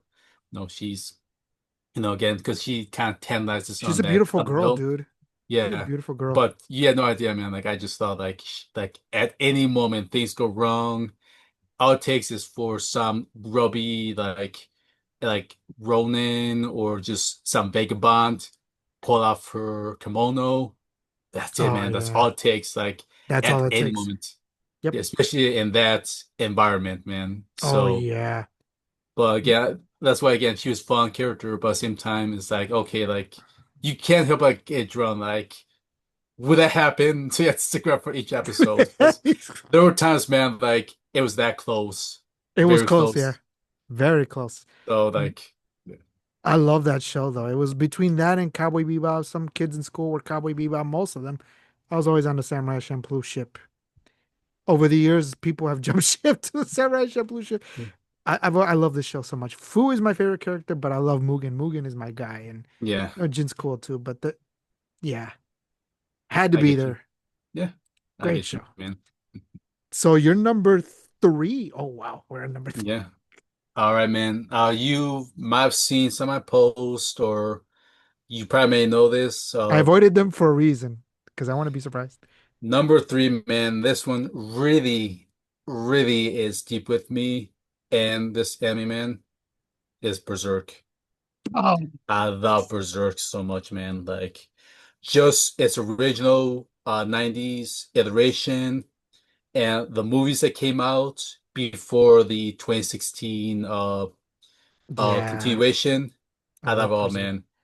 I even have the Veil game too. I do too. The yeah, I haven't finished it, but I just love anything Berserk, the music, man, the music just Yeah. fly ye our Oh yeah. forces. Like, On the uh, Dreamcast, there was a game called Sword of the Berserk, which is based on the anime. It's just good. yeah. Uh, the only one I was able to really get to interview myself was the voice of Griffith. Okay. Kevin T. Collins. Now I'm still on the hunt for Guts, the voice actor that's Mark Oh Grayson. gods, man. He is an enigma. He is very hard to Oh, I know. contact. Like I've tried. I wish I can talk to him, man. Just even if it's just talk about owning Berserk, just go hours and hours. I would Oh love yeah. to meet the man. But Kevin T. Collins was great to have. Now, what sucked when I did the interview was I was hoping that by the time they got to the 2016 animation, they were going to bring him in, but they replaced almost the entire cast, like more than half. Yeah. So it did suck because now the you may not know this, but the new voice actor they got was Steve Staley. Another gentleman I did interview uh in California in person. We had dinner twice, me and Steve Stevie. That's So awesome.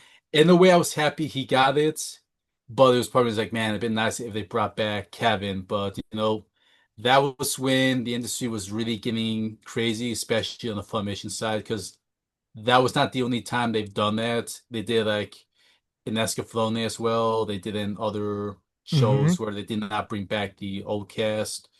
So that was a very dicey time for Funimation because there are a few Yeah. shows that were doing that. So Berserk was one of them, but I just loved just seeing more chapters become animated because I read the manga up to the Fairy Island. Manga's great. So so I was excited.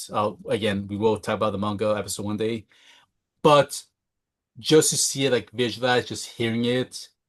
Just hearing the battles, I was blown away. Like this is perfect. Like I'm glad that we're getting more Berserk, just seeing the chapters come to life because that's what I like about the anime is like you bring the chapters to life, the voiceover Yes. work, the sound, the music. The art. Uh, when Keiji Tang did the voice of Berserk, the voice of Guts in Berserk, Hmm. he this is a long time ago, but on Twitter.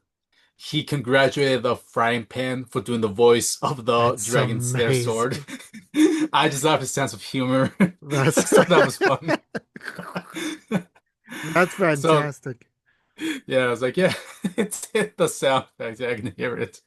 Like he just say, like I couldn't do this without my I think he said my mate, my castmate, the frying pan for doing the voice of the sword. Oh So yeah, that was great absolutely. because he knows how to have fun too, and how to kind of be entertaining and fun at the same time. He's a great guy. So I was happy he got to do Guts. He had a good rendition of that voice. Yeah. Berserk got booted out of my list, but trust me, I and this is my word to Kenny. If you're gonna watch an anime, Kenny, go watch Berserk. That's a show I think he'll definitely love. Kenny, if you like Game of Thrones, I think be up your alley. If you like the idea of medieval Bers- times, swords, yeah, knights, I think you like that. It's just it's like that, it's awesome. but with steroids and with demons. Yep. monstrous demons, like Yeah. not the weak ones. These are really strong, horrific demons. So I recommend this to Kenny strongly. Oh, me If too. if you don't have time, just watch the movies from 2011, 2012, and 2013, and Yeah. that should set the tone for you. But otherwise, watch the 90s version and then watch the 2016 animation. I forget how iconic Guts is, but he's so. When I see the art style, I know I can pick Guts from a mile away because he's Yeah. that recognizable. Oh, he's I l- iconic. He's got the face. he's got the face exactly. He's got the brown outfit too. Yeah, instantly recognizable. I Yeah. love Berserk. Should have been on my list, but I got booted out. Yeah, no, it's deep with me, man. Like I explained, though, It's fantastic. Me and Kevin had a great time. Now I have met Carrie Kiernan a few Oh, times, that's like cool. maybe once or twice. That's She cool. did the voice of Casca, and she loves Casca. Like even though she's done like Madoka Magica and many other characters in her Great show. time, she still goes back to Berserk because it was kind of one of her starts, and the story was really deep with her. So. Yeah, Carrie's a great I actress and I love amazing. Berserk. I love Yeah, Berserk. y'all do. Madoka Magic is great too, but Berserk is just, oh my God, that's a different beast of its own. Yeah, Yeah. I'm so glad I made it on here because I knew it was gonna make it. he knows this far up. I didn't know who it was gonna be. I purposely avoided your post because I wanted to be surprised and I'm glad I avoided it. Because I'm Good. I but want to be a I surprise, man. oh yeah, absolutely. So my number three, we're revisiting the mecha genre one last time. To me, this is the quintessential mecha anime of all time. This used to be my number two. It always flips back and forth between my number three and my number two. Today, my number three, Shinji Ikari,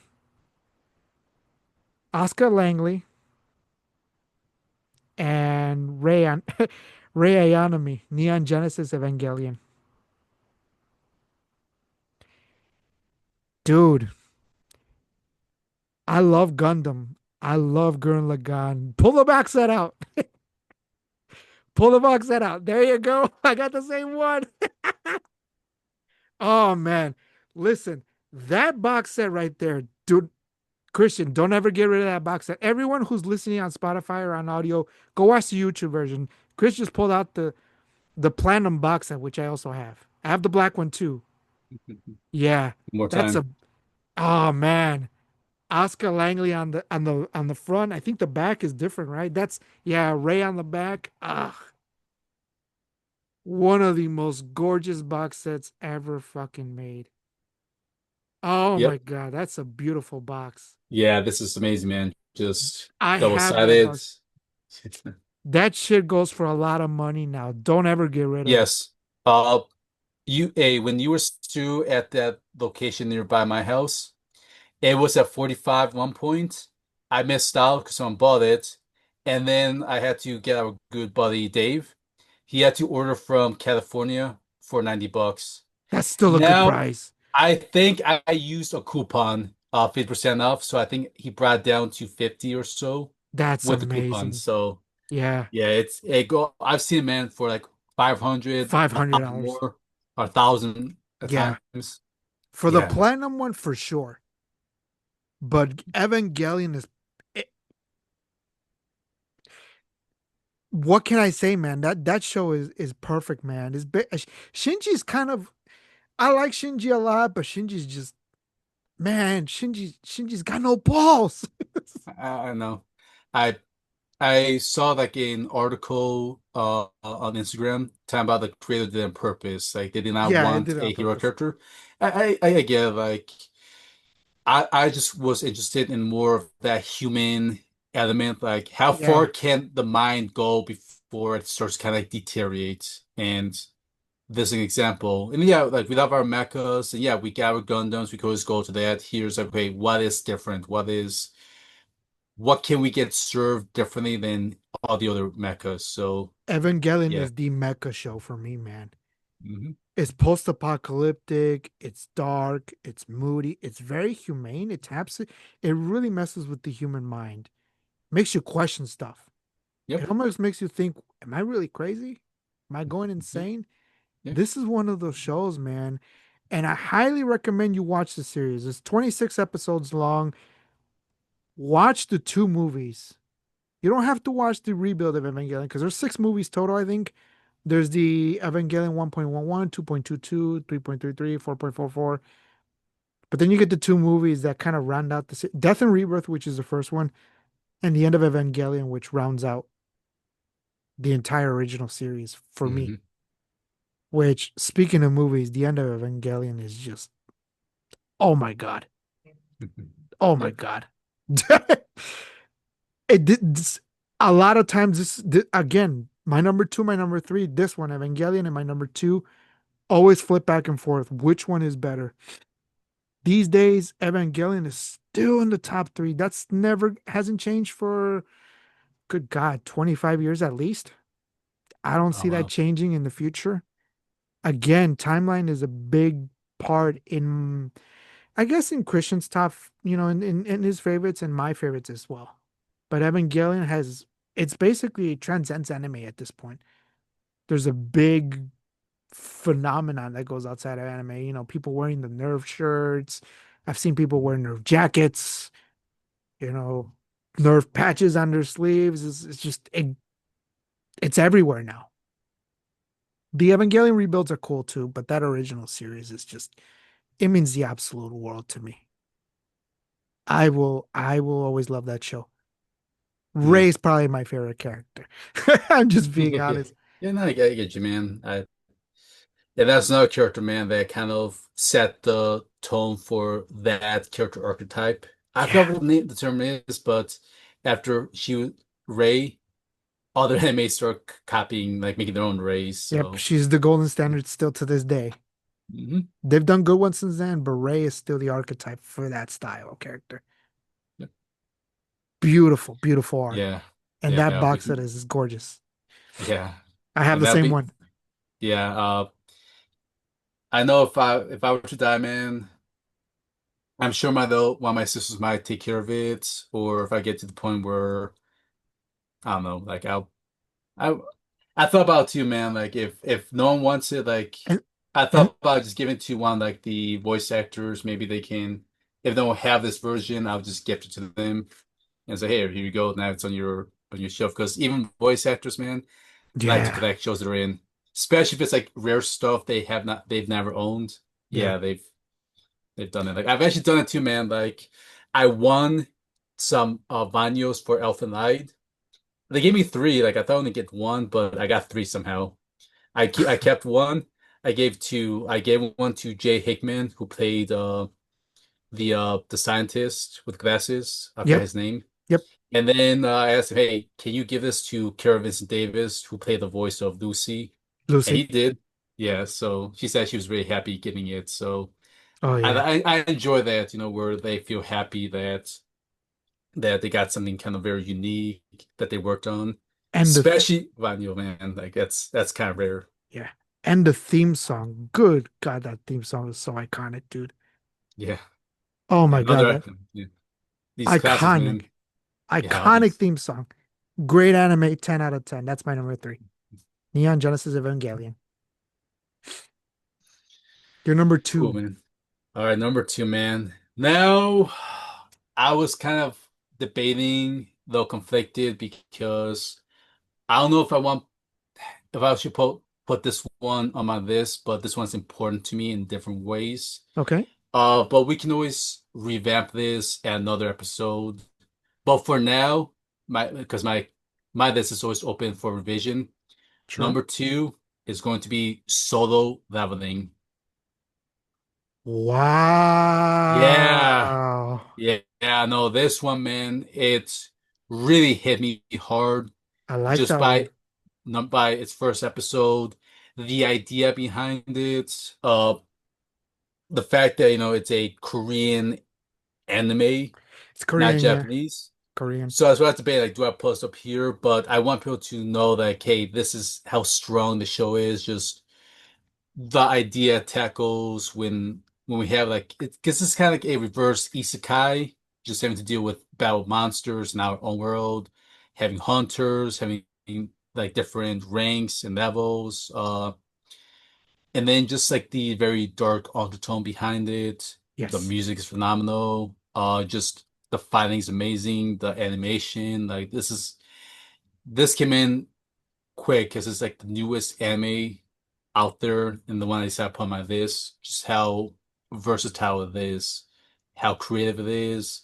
I read the entire manhwa and it just kept with me, man. I was like, wow, like the Koreans are just as creative as the Japanese, if not even better. Oh, And definitely.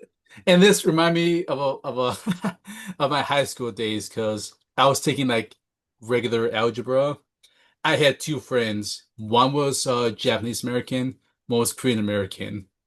And I tried keeping up, me being the Mexican, where like, okay, how well can we do on the tests? Like sometimes those two would be like get like 90%, like maybe like 91 or 92, Right. 93. So for me being Mexican, I was always like in the 80s for my the best I could do. And I would see, okay, who did better? Like one week it'd be the Japanese guy doing well, then Yep. it would be the Korean guy doing well. So like I think about that time, okay, who's going to outdo who this time around? And you could do it consistently. So that's what I kind of think now now that Korea has been cranking out their own animations. Yes. I think about my buddies, Eddie and Kent. Man, I haven't seen those guys in years, but good guys, man. Good guys. And That's just awesome, man. yeah, just I love Soul Leveling just for its uniqueness and just take me on a different ride than I would not have suspected.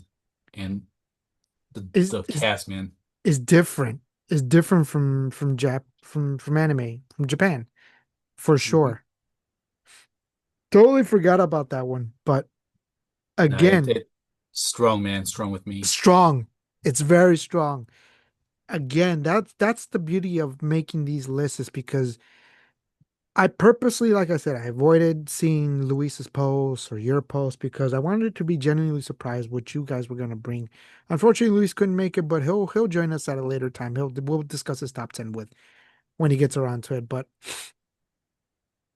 beautiful to see it make it on someone's list because it was great.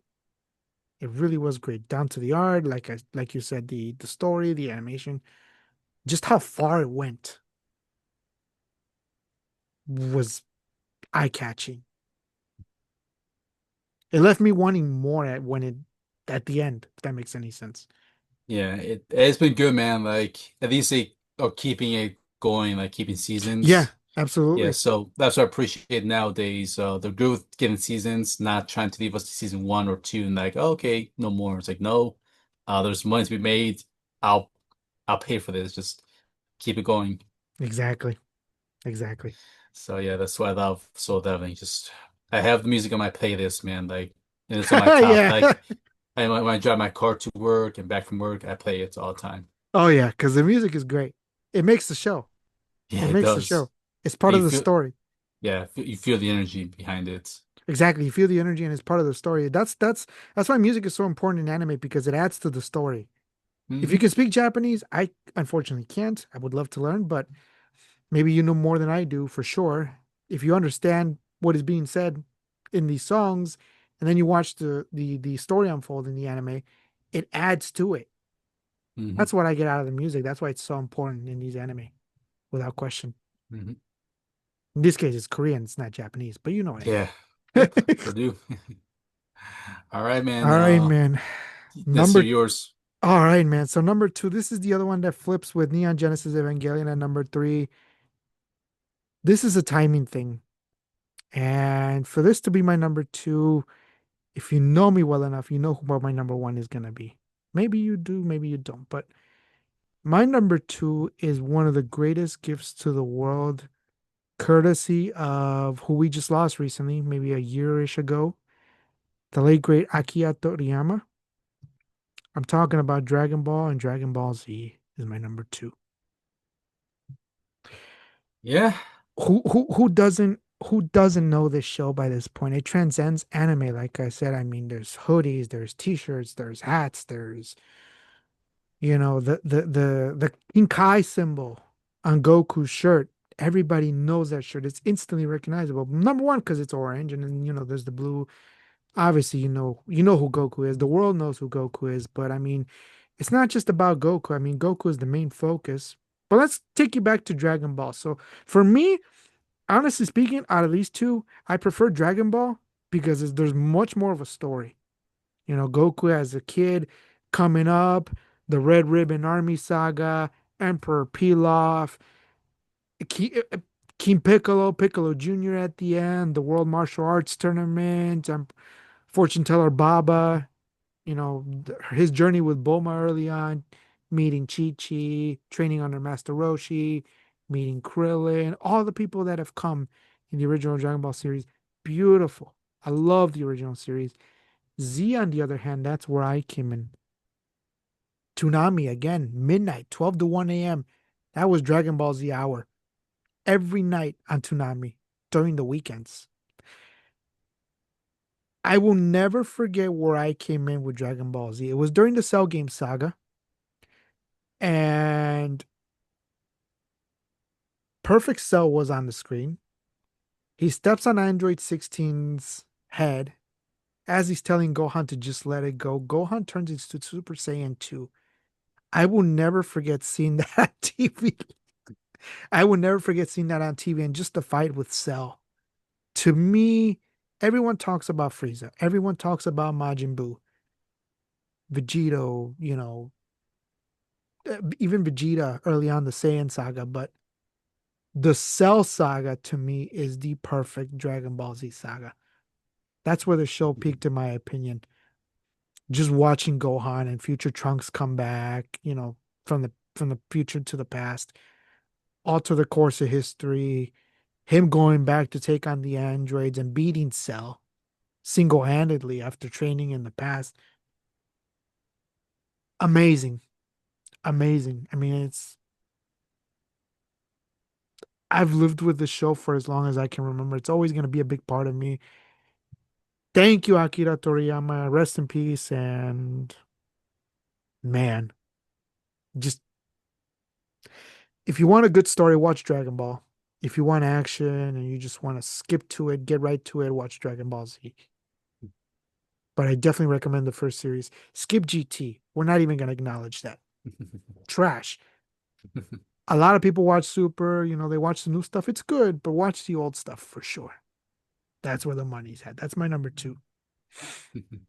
Yeah, man. No, classic. It's still going even today in 2025. Yes. Mexico loves it, man. Most of that America loves Dragon Ball, Dragon Ball Z. Kind of Uh, where I'm from too. Yep. yeah, like I don't know if you made, the joke. If you see someone that has a Goku or one of the characters as their avatar in a on like a video game, whether it be on a PlayStation, Xbox, or whatever, you can tell that's basically a Hispanic person right there. That's their profile. That's funny. I've seen that. Yeah, like okay, that person's Mexican or what have you. It's like okay, Yeah. that's who you're playing against. Yeah. So yeah, man. The Cell Saga. I love Cell. He's my favorite villain. Just Me too. how scary he looked in his imperfect version. Just Gohan, like how he took on Cell, just the dynamic behind it, the action, the explosions, man. Just different way of like seeing like a fight done. Uh, yeah, we can go on and on about Dragon Ball Z. So not Vegeta's surprised up here. character arc. Vegeta's character arc, you know, Hmm. how he started versus how he ended, as a family Yep. man. Yep. Just incredible. Yeah, it's you wouldn't expect it.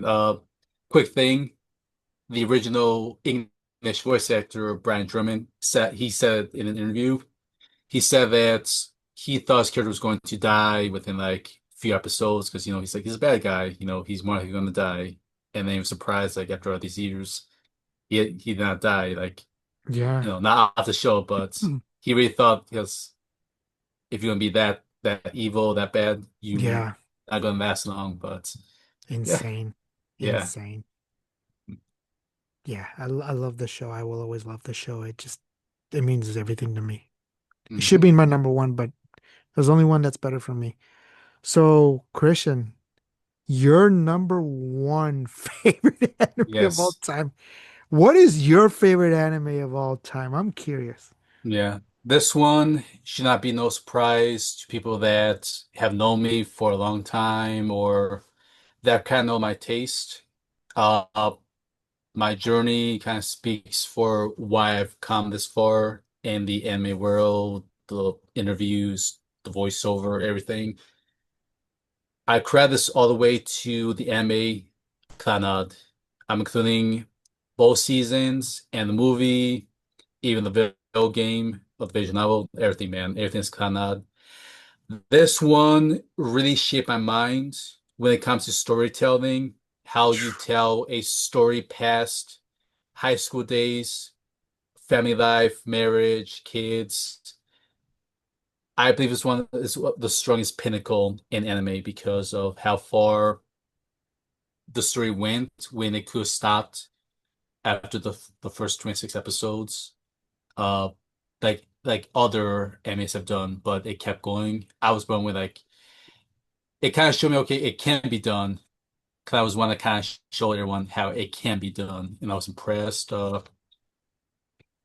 Again, it came out time just from the main character, Tomoya, his own internal struggles, like the way he Yeah. viewed the world. I felt that, man. Like I kind of like felt the way like he put the words perfectly because I kind of felt the same way he did during my college years. Like I felt like I was just like kind of floating through space and time the way he was, and then just like, hey, that doesn't have to be this way. It can be brighter. It's just you just gotta find the resolve. You just gotta find, you know, a family, a clan, just find it deep inside, connect with each other. It really spoke to me in so many ways, man. Like it really got me for into anime. Like this one was what sealed the deal for me. Kind of just going through experience. Uh, it's what started my journey, like learning about the voice actors.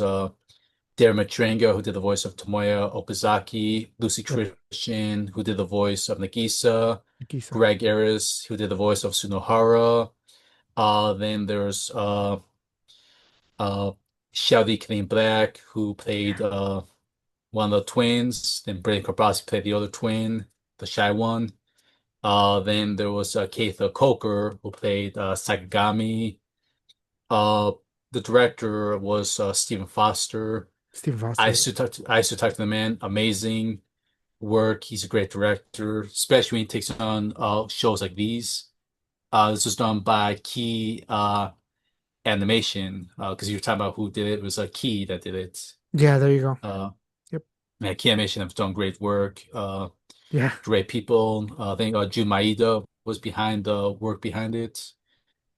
But yeah, great cast of voice actors. Like that's why I did the hunt. I started doing interviews. Like as soon as I got to interview Dave Matringo, I was one of the first few people that did it, and he loved Tamakana. Like that's what really he told me. Like it was strong with fans because I had a bunch of other great shows that connected, but Kana was one of them. I was happy to kind of ask about it. There's It's a no show sad yeah, show. it is, man. Sad. It is like it's sad for the story, but it does have a redeeming kind of It does. Yeah. at the end when you watch it. Like you get through those emotional roller coasters because Oh, everyone yeah. has a story and they're mostly sad because of what happened in their lives or what happens in the series. Yeah. And just the visuals itself, like even that time, man, during like the late 2000s, early 2010s, like that was some great animation during that time. Just how they used the lighting, It still looks how they great do today. things. Yeah, same thing, man. Because I do own it, both the Brave DVD and Blu-ray. I own it on Blu-ray as well Um, myself. yeah, just that's one I'm not gonna let go.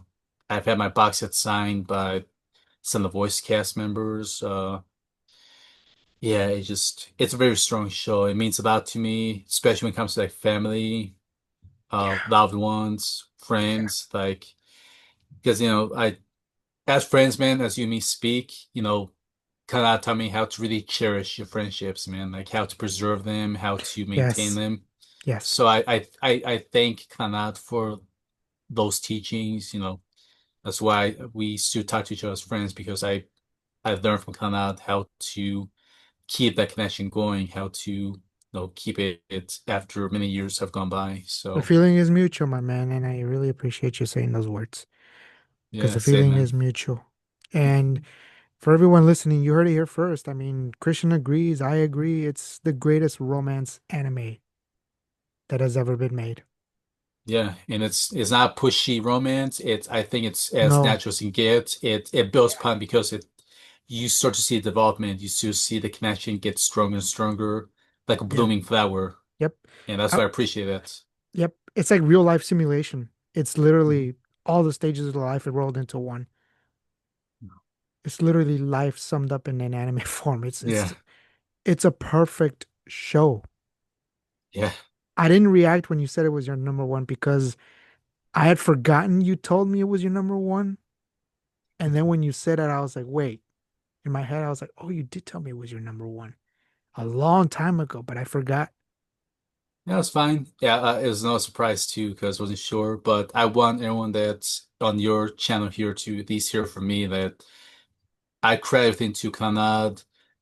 I credit to me getting involved with the Ohio guys because I was looking to speak to these actors, talk about the Right. show, like explain to them like why I love the show because it's even hard to compare to like a Disney product or like a regular Western Oh, cartoon animation because it's really hard to put that into a format like this and like yeah. show like real life stuff without trying to get too happy ending-ish or try to direct it a certain way. It's like Granada worked well in anime form. It worked well with key animation. Mm-hmm. Jumaida being the brains behind it. Yep. I'm just baffled that there could be a story that could be told like this. Like I did not know, man. Until I experienced it, like wow, like this really, tugged my heartstrings, man. Like Oh, it did. it kind of helped me become more emotional. It got me kind of cherish, human relationships at a different level than I did in my high school days. So Yeah. yeah, It's perfect. yeah, they've brought me through the MA road that I'm still on right now. So Yeah. thanks, I, kind of. it's not a bad number one. It should be higher on my list, but for me, it's the greatest romance anime ever made. Hmm. Just, it's perfect. It's a It tragic is. story, but Hmm. it's a beautiful story too. Just to come up and what happens, the redemption in the Hmm. end. It just it took me a while to sit through it, but I made it through barely. Even to this day, I have an issue getting through it because it's like it's so sad, Yeah. so heartbreaking. Yeah, But for me, it's I go back just to listen, like the voice cast did a great job again. they all killed it. I told Lucy Christian, I told Dermot Tringo, you two that this is the anime I consider you guys are like this number one. Like and they know it too. Like whenever spoke to Lucy Christian, because I've had to her like at conventions, David at one time, and I've still stayed in contact, Yeah. amazing man who's taken off ever since, the Yep. mid 2010s. I'm happy for them that they are more recognizable Yeah. just for all the work they've done. My Hero Academia pushed them even further. Uh, and among other shows, man, like I thank them both for their work and just show me like voice work, man. Doesn't be cartoony like Looney Tunes. It's just Yeah. normal human voices, man. Like I was Absolutely. impressed. Like I was just impressed, man. Like how normal the voices can be and be used to be this powerful in telling a story, a sad story, a romance story, and getting to the end where you see a payoff, man. And I'm glad I stuck with that whole journey because there's some good memories, man, that came Oh out of yeah. it. Lots of great memories. It's on my list too. That's Mhm. one we both agreed on, but it had to make the list for sure. Yeah. Hmm.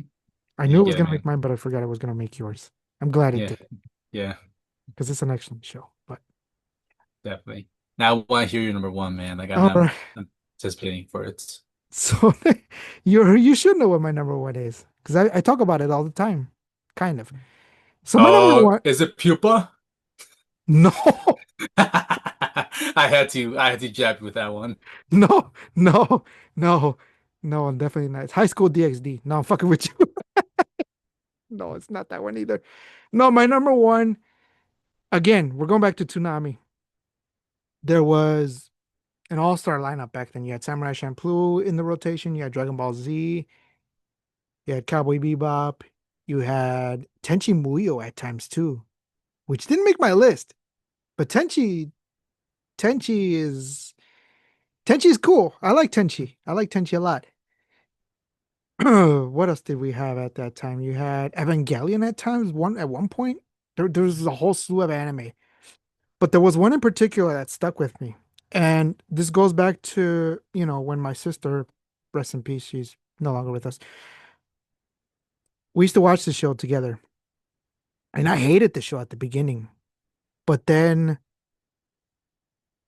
when I moved out on my own, I went back and started rewatching. And before she passed on, we rewatched this show. And this has been my favorite show now for the better part of 15 plus years, I want to say. So, what could be better than Dragon Ball Z, you might ask? Because Dragon Ball Z should be number one, but it isn't. There was one show on Toonami that I promise you, I'm not gay when I reveal what my number one is, but I really love this show. And the ladies will back me up on this because my number one is none other than my number one is Sailor Moon. Oh, we're going real classic. My number one Oh, is Sailor Moon. yeah. Sailor Moon is my favorite anime of all time. I have the hat as well. I tried hiding it the best that I could for the show, but Sailor Moon is, for me, my favorite anime of all time. And a lot of the reason is, yeah, really classic, exactly. It just, there's 5 seasons, so it's Sailor Moon R, Sailor Moon S, Sailor Moon Super S, and Sailor Moon Sailor Stars. The fifth one, I think, only came out in Japan. You can bootleg it in America. I think they officially released it on Blu-ray, but don't quote me on that because they've remastered those shows. Mhm. The dub is funny. The sub, obviously, I'm familiar with, but the dub is funny because it's so over the top. It's funny, and it's a magical girl show. It's the only magical girl show on my list. I could have put Cardcaptor Sakura, which I really like as well. I could have said Madoka Magica, which I really like, or Revolutionary Girl Utena, which we're going way back, which all of these are my honorable mentions. But Sailor Moon, again, timeline is everything. The first show of its kind, you know, Mhm. this this put women on the map before that was even thought of. You know what I mean? You had 5 Sailor Scouts to begin with. Of course, you had Sailor Moon, obviously. Usagi, for all the people who watch subs. You had Ray, who I believe was Sailor Mercury. Sailor Mars. You had Sailor Venus. You had Sailor Jupiter. You had the 4 outer scouts, which were Sailor Saturn, Sailor Uranus, Sailor Neptune, and Sailor Pluto. And then you had Sailor Mini Moon, aka Sailor Chibi Moon, the smaller version. My favorite was always Sailor Saturn, but she only appeared in one movie or a couple episodes. Her original name, I think, was Hotaru. She later became Sailor Saturn. She was basically the scout of destruction. So basically, she could blow up planets. And she's always been my favorites. But she was a dark, moody character. Sailor Moon was annoying, I will say, early on, but the more I kept watching, the more I realized this is the most selfless person I've ever met in my life. She literally gave her life at one point in the show, not to spoil anything, for everybody. She gave her life for everyone. Yeah, Tuxedo Mask as well. That was her love interest. And I thought, wow. And then watching the movie, Sailor Moon R, S, and Super S, the movie, I see a lot of myself in her, meaning I would give whatever I have just to see, you know, make others happy. And not to get too emotional, but I'm just saying that's the kind of person I am. So this show resonates with me in that aspect. Very old school show from the intro to the outro. The outro is different depending which season you watch. It's literally a slice of life, but it's also there's an empowerment aspect to it. There's a humane aspect to it. There's a really dark aspect to it, with the destruction of the world, family life, children. There's lots of different messages. It's not just magical girls running around, superpowers and transforming, but it was always going to be my number one. I used to watch this on Toonami, like I said, 1 to 2 a.m., 2 episodes a night. Hated it in the beginning, but grew to love it. And now I adore the show to death. So that's my number one, Sailor Moon. I want to interject you in that one. Sure. So just to share my views with Cinnamon, and it's funny the way it got introduced to me. It was one of my cousins. She was the first one to somehow, well, my cousin, but like her sisters were older than her, got it. They got into it. They had like all the VHS tapes Yeah. at their house. So whenever I got picked up from school, and then my parents I had to wait for my parents to pick me up, I'd be at my aunt and uncle's house watching cinema with my cousin. I'm like, okay, this is interesting because it was different. It was Very different. very just yeah, especially for a kid like my age. Like I was probably like maybe like 6, 7, or 8. But after years watched it, then my sisters got hooked because when we were all babysat together, Yeah. my sisters were glued to it instantly. Like because girls when they see something like that, they gravitate to that instantly. Oh, yeah. So then when my parents, when we saw the VHS, they bought them like the Sailor Moon, like some of them, like maybe like a few episodes, but they did buy the movies. So we had the Hmm. one, I think it's like the Rose something where it was a movie where they're fighting like in space. Uh, Okay. It was, I yeah, think, Super S or S. something like that. But Yeah. yeah, so it's just then we watched with our mom and dad, so it became like a family thing to watch together. So I had good memories of that.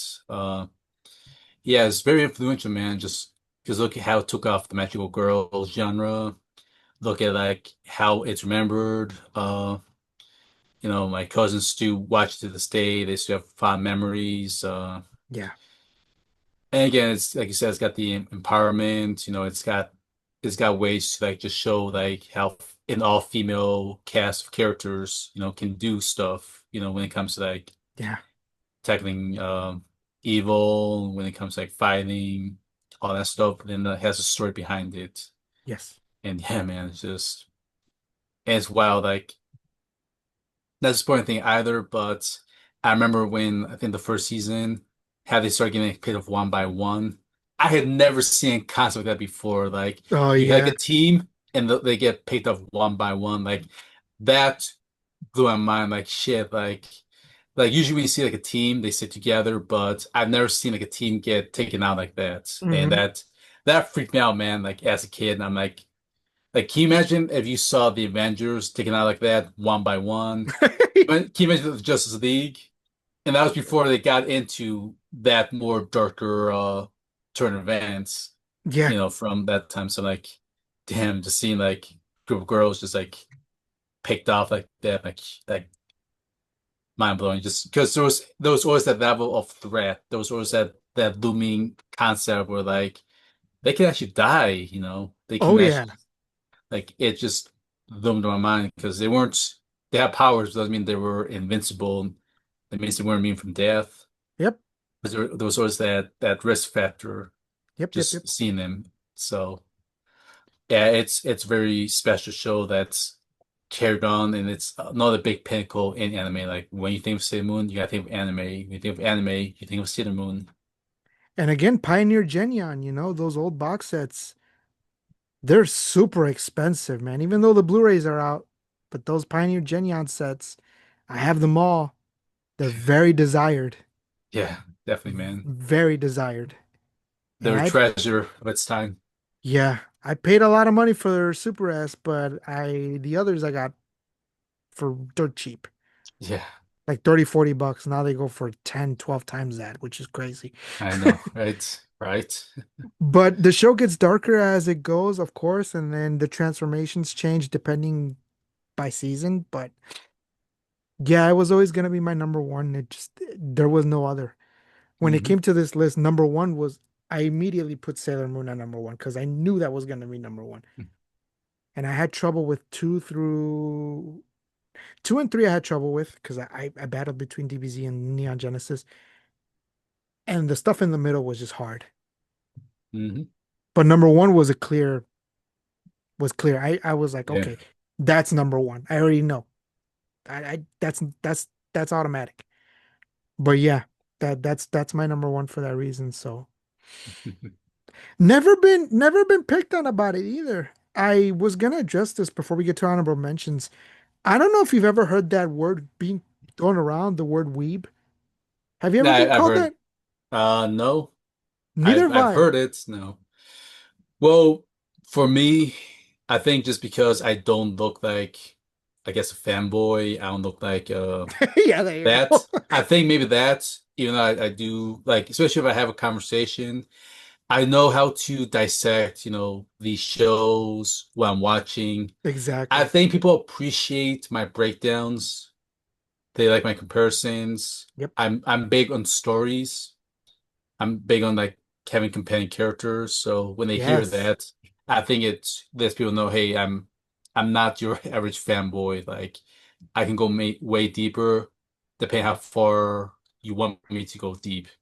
That's how I set my guidelines. Yeah, I've never been called a weeb either, but I number one, that word is very insulting. Don't ever call Yeah. someone else a weeb that you don't know because you might get clapped back. I'm just saying. Don't just be throwing words around thinking no consequences will ever come about. Use that actually I won't even say use that word. Don't even use that word. That word I, bothers me. I've never been called it personally, but I've been around people who've been called that and it's it's terrible. it's got a negative connotation behind it. You Yeah, you you horrible. you really know when that word's thrown, it doesn't have a good meaning behind it. Now, Not at I've seen, all. unless you're close friends, that's one thing. Like if it's just good, like ribbing each other, if it's like jostling with each other, that's fine and dandy, but it's never meant to be used Oh in yeah. self-discussion. Absolutely not. So that's my take on it. Like it's to the point where there's no actual need to use that word because it's really been muddied through the years. Yep. So that's my take on it. So not say I'm against it, but I'm against that it's being used because we really know the direction that leads to when that word is placed. Oh, absolutely. And it's not positive. So, Mhm. but it's mostly keyboard warriors using it. But I wrote that down in the notes just because I wanted to address it. So if you don't know what a weeb is, go look it up. But basically, long story short, it is a it is a stereotypical anime fan. You know what I mean? Cosplayer does this, says ooh woo. Just a lot of stuff. A lot of stuff goes into that, but It it's tr not. it tries to embody the wrong interpretation of what that Yes. fan looks like. It Yes. tries to it tries to I say it's a combination of almost demonizing. It tries to throw mud. It tries to paint a negative picture, Yes. and it tries to, in a way, be insulting at the same time. That's Yes. why I took from that word because I know how it's being used, how it's been used, and it's never been a positive in any Never. sentence. So Yeah. that's why it's best not to use it. Like, yeah, it exists, but Yeah. there really is no real reason to use it because everyone kind of knows at this point Yep.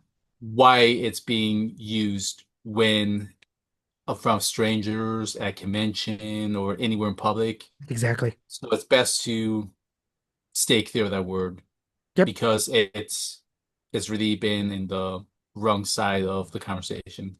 Yep, you heard it here first. So stay away from that word and be nice to each other. So there's me addressing the weeb word. It's not very nice, but I rest my case. So before we end this off this episode, do you have any honorable mentions, Chris, that you want to throw out there that didn't make your list, but you Uh, feel like should mention? yeah, just so everyone can knows like other shows that didn't make it, but I do want to these highlight some good stuff. I liked EFTL Memories, Melodies, another one that I think I will put there, but it was kind of really in the kind of not category. So yeah, I just have to, it's storytelling, it's artwork. Like for key animation, They'll Busters, Kanan, Air, made by the same company that did Clannad. Yeah. Yep. I want to put them in a category together because it's hard to separate them because it's made by the same creator, Jun Maeda. The Yep. way he tries to tell the stories and what they accomplish on their own. Yep. So I want everyone to know that these are fantastic. Alpha Knight. Absolutely. Absolutely.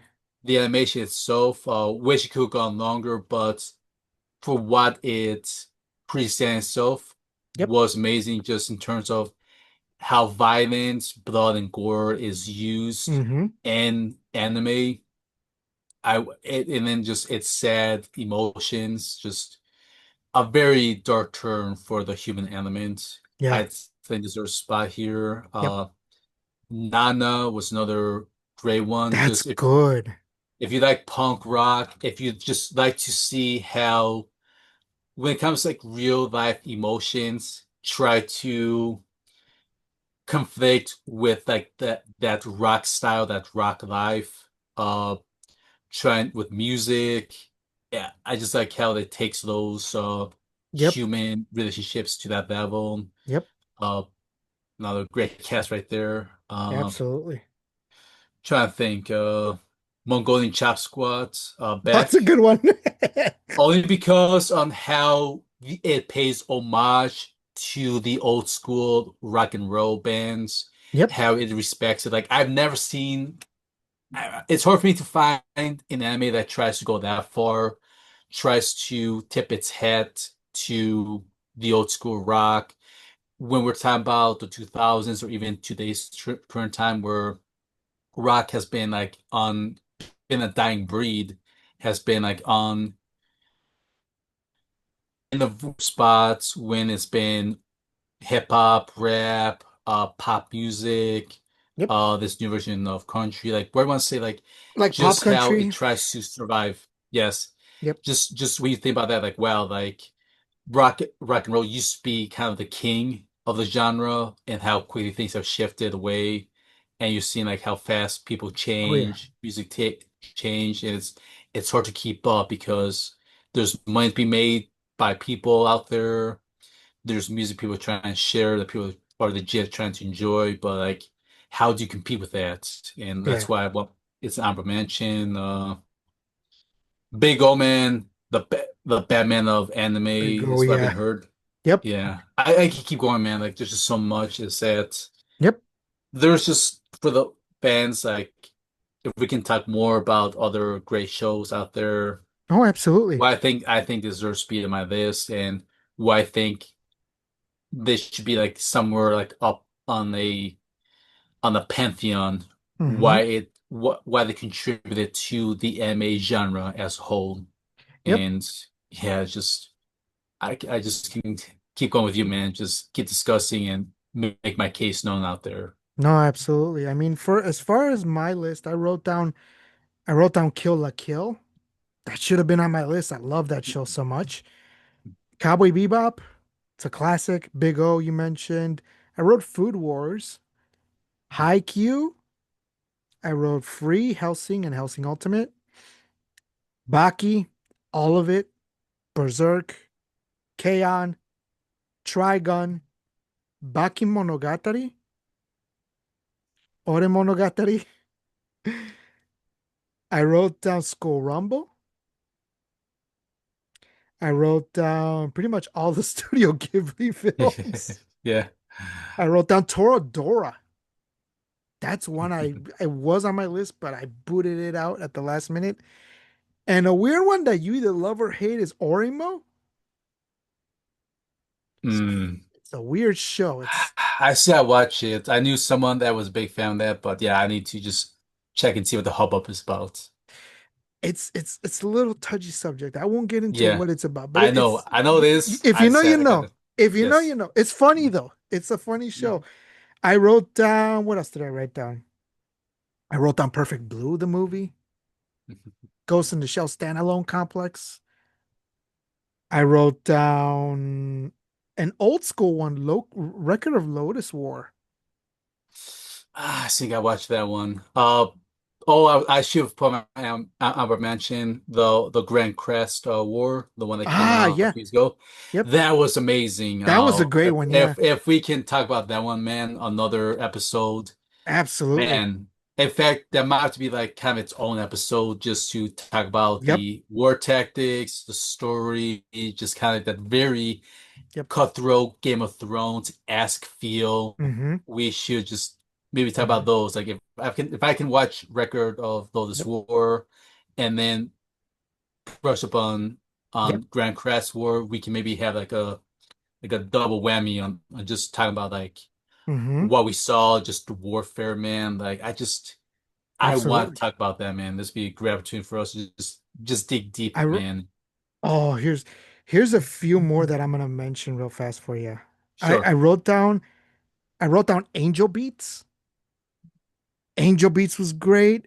Yeah. Amagami SS, Hmm. Fruits Basket, Yeah. Oran High School Host Club. Hmm. Again, these are all classic shows that, oh my God, Bakano? I want to do a 11 through 20 with you. I will Yeah, not, I will reveal to, because you did mention shows. yeah. Where do they fit in, man? Beck. So we're talking about music anime. Beck. I wrote Beck down. I wrote Black Lagoon. I Mm-hmm. wrote down, what else did I write down? I wrote down Black Butler, mostly for the first season. I wrote Hmm. Bo. I like that one. Danganronpa, of course. I wrote down, what else did I write down? Give me a second. Cardcaptor Sakura, I already mentioned. Puella Magi Madoka Magica. I wrote down, I think that might be a Clannad was on my list. Claymore. Claymore. Yeah. Claymore is Claymore. As far as perfect ones that I think Darker Than Black. There, Yeah, there, there we go. there's Yeah, man. so much stuff that I mean, Pokemon obviously is a given. I wrote down Slayers. Lisa Ortiz, I love so much as a voice actress.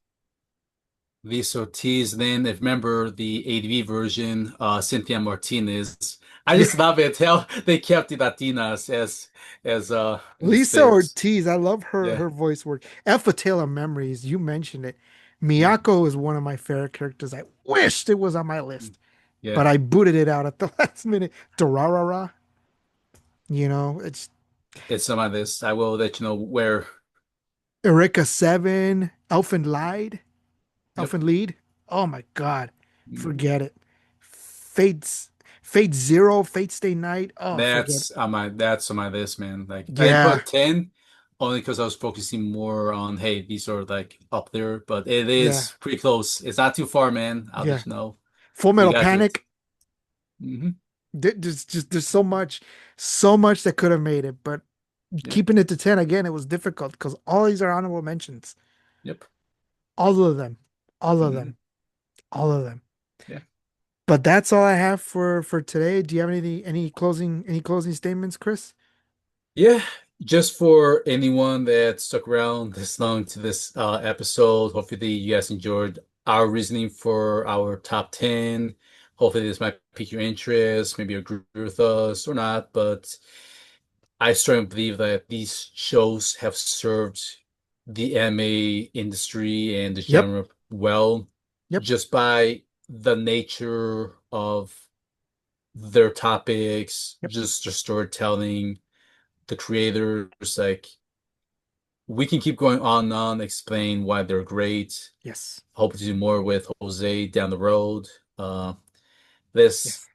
it's just been kind of more of like just getting kind of into the surface, and we'll hopefully get down further in as we keep doing these and talking. And then if it helps if you guys write in the comments, like give your thoughts on these shows, like it'd be great to just get more people's inputs on where Yep. do these shows fit in, like on their own top 10 or top listing. Absolutely. Absolutely. Yep. And if you have anyone who's watching on YouTube, in the comments down below, like I said in the description, I'll leave Christian socials. You'll find them there where you can find them. Leave your favorite anime, your top 10. What are your top 10? Leave them in the comments down below. And yeah, this isn't the last time you're going to see Christian on an anime episode. I've got lots of ideas coming up. So, we could do animes, of course, the human aspect versus AI versus robots, technology, of course, in our 11 through 20. That's going to be a list for a different day. Animes we used to love but now hate, or vice versa. There's so much to talk about. So much to talk about. But Chris, I want to thank you for being on the show, as always. This won't be the last time you'll be on. We can do anime anytime or whatever else you want, but more stuff coming up. We hope to have Ken back on the next episode. We'll see what he has coming up. And then Luis couldn't make it, but we'll definitely have him on for an anime episode as well because he needs to do his top 10. Couldn't make it tonight, but he will next time for sure. So, Christian, again, thank you for coming on. You've been a blast to record and speak with, as usual. And for Christian, for Kenny, for Luis, who couldn't make it, Kenny, my co host, and myself, this is the Against Us podcast signing off. Everyone, take care and have a great night. Yep. Thank you, man. Have a good night, everyone. Enjoy your time. Thank you. Take care, Chris. Take care, everyone.